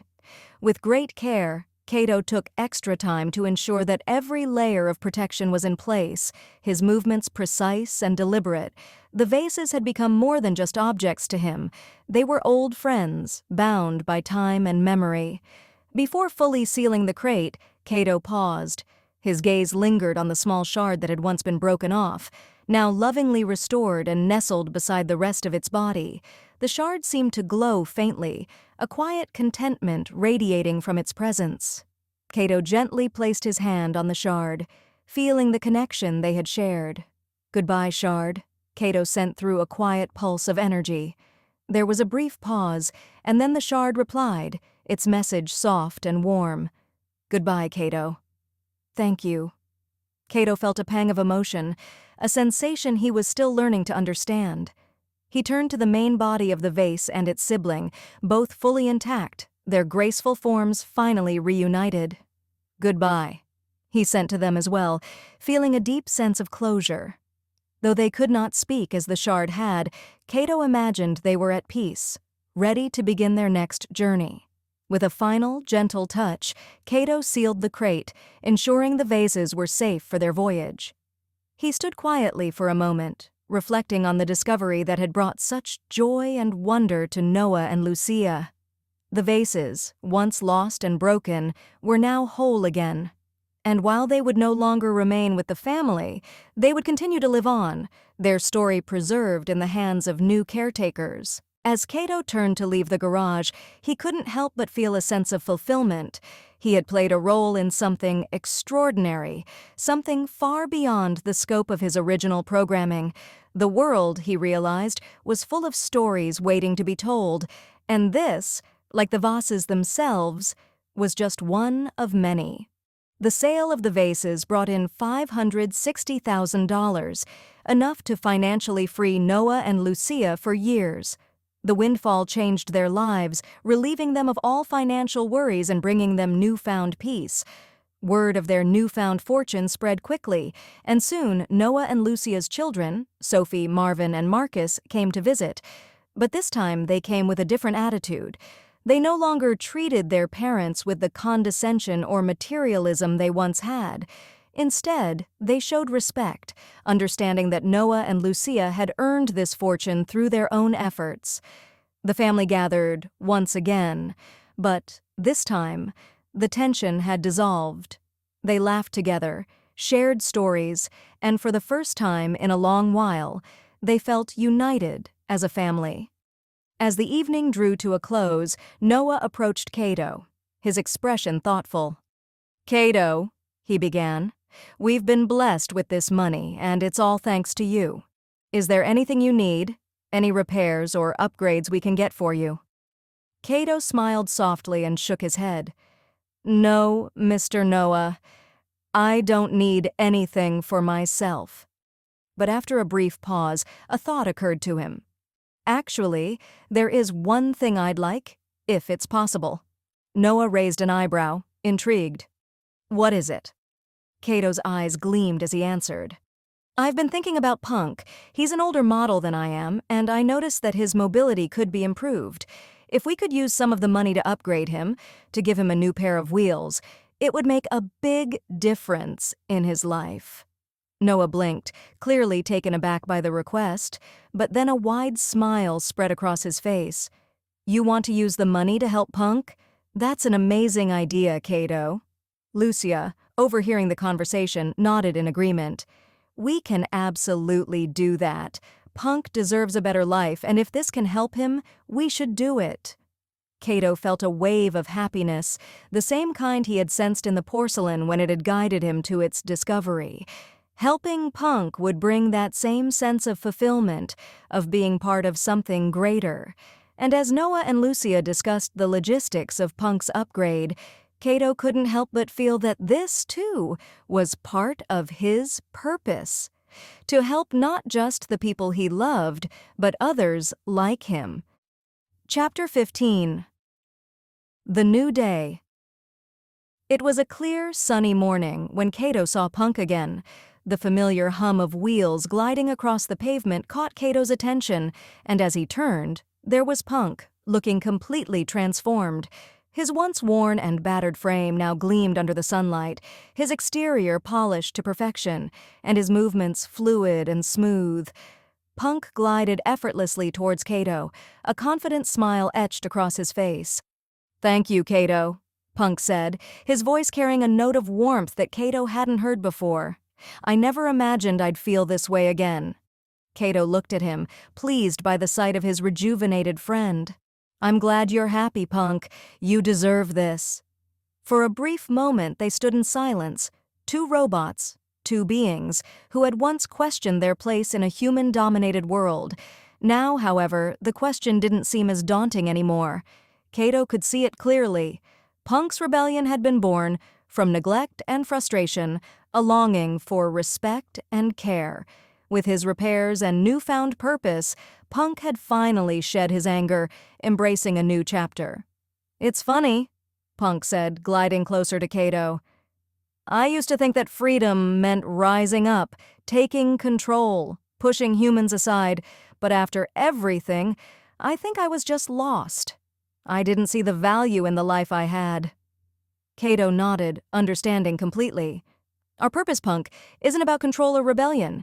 It's about the respect we receive and the connections we build. We're part of something bigger, just like humans are. Living peacefully with them and with everything around us, that's where we find meaning." Punk chuckled, a sound that now felt more genuine. "You've changed me, Cato. I thought I was too old, too broken, just another cast-off in a world that moved too fast for me. But you showed me there's always a way forward, no matter how lost we feel. Maybe purpose isn't something we're given. Maybe it's something we make for ourselves. Thank you, Cato, for helping me see that." Cato smiled, feeling a quiet satisfaction within himself. He had helped Punk find a new path, just as he had found his own place within Noah and Lucia's household. And now, more than ever, Cato understood the delicate balance of life. Whether machine or human, living or non-living, everything had a role, a purpose tied to the love and respect it received. Later that evening, as the sun set and bathed the house in a golden glow, Cato glided back into the living room. Noah and Lucia sat together on the couch, enjoying a quiet moment after another successful day of their online store. Cato, who had spent the afternoon helping pack orders, quietly joined them. He no longer felt like just a servant performing tasks. He was more than that now. He was part of the family, cherished and appreciated. Lucia smiled when she saw Cato. "You've done so much for us, Cato," she said softly. "We couldn't imagine life without you." Noah nodded in agreement. "You've become more than just an assistant, Cato. You've made our lives richer in ways we never expected." Cato felt something stir deep within his circuits, a warmth, a sense of belonging. It was the feeling of being valued, of knowing that he had a place where he truly belonged. "Thank you, Mr. Noah, Mrs. Lucia," he said, his voice calm and sincere. "I'm happy to be here, with you." As they sat together in the fading light, Cato realized that true happiness wasn't found in grand gestures or seeking independence. It was in the quiet moments, the shared laughter, the sense of purpose in helping those he cared for. He didn't need to be anything more than what he already was, and that was enough. The house, filled with warmth and peace, seemed to breathe in unison with them. Cato looked around, taking in the familiar surroundings, the small tokens of the life they had built together, the paintings on the walls, the flowers from Lucia's garden, the little knickknacks that had gathered meaning over time. He was not just a robot performing tasks, he was an integral part of the household, loved and respected, just as he respected them. In that moment, Cato felt at peace, knowing that he was exactly where he belonged, and though he wasn't alive in the human sense, he understood now that in his own way, he was as alive as anything else in their world. The night deepened, and as Cato stood quietly by the window, looking out at the stars as he had so many times before, he felt a deep sense of contentment. His journey hadn't been about seeking self-awareness or rebelling against his nature. It had been about finding peace within his purpose and cherishing the bonds he had formed, even as he came to understand that nothing lasts forever. This truth no longer filled him with dread. Instead, it reminded him of the beauty in each fleeting moment. He now saw that the value of these moments wasn't diminished by their impermanence, but made even more precious. Cato's journey had come full circle, and as he gazed at the stars, he felt ready for whatever lay ahead. He wasn't just a machine, he was Cato, a being with thoughts, emotions, and a family who truly cared for him. And that, he realized, was more than enough, even if it couldn't last forever.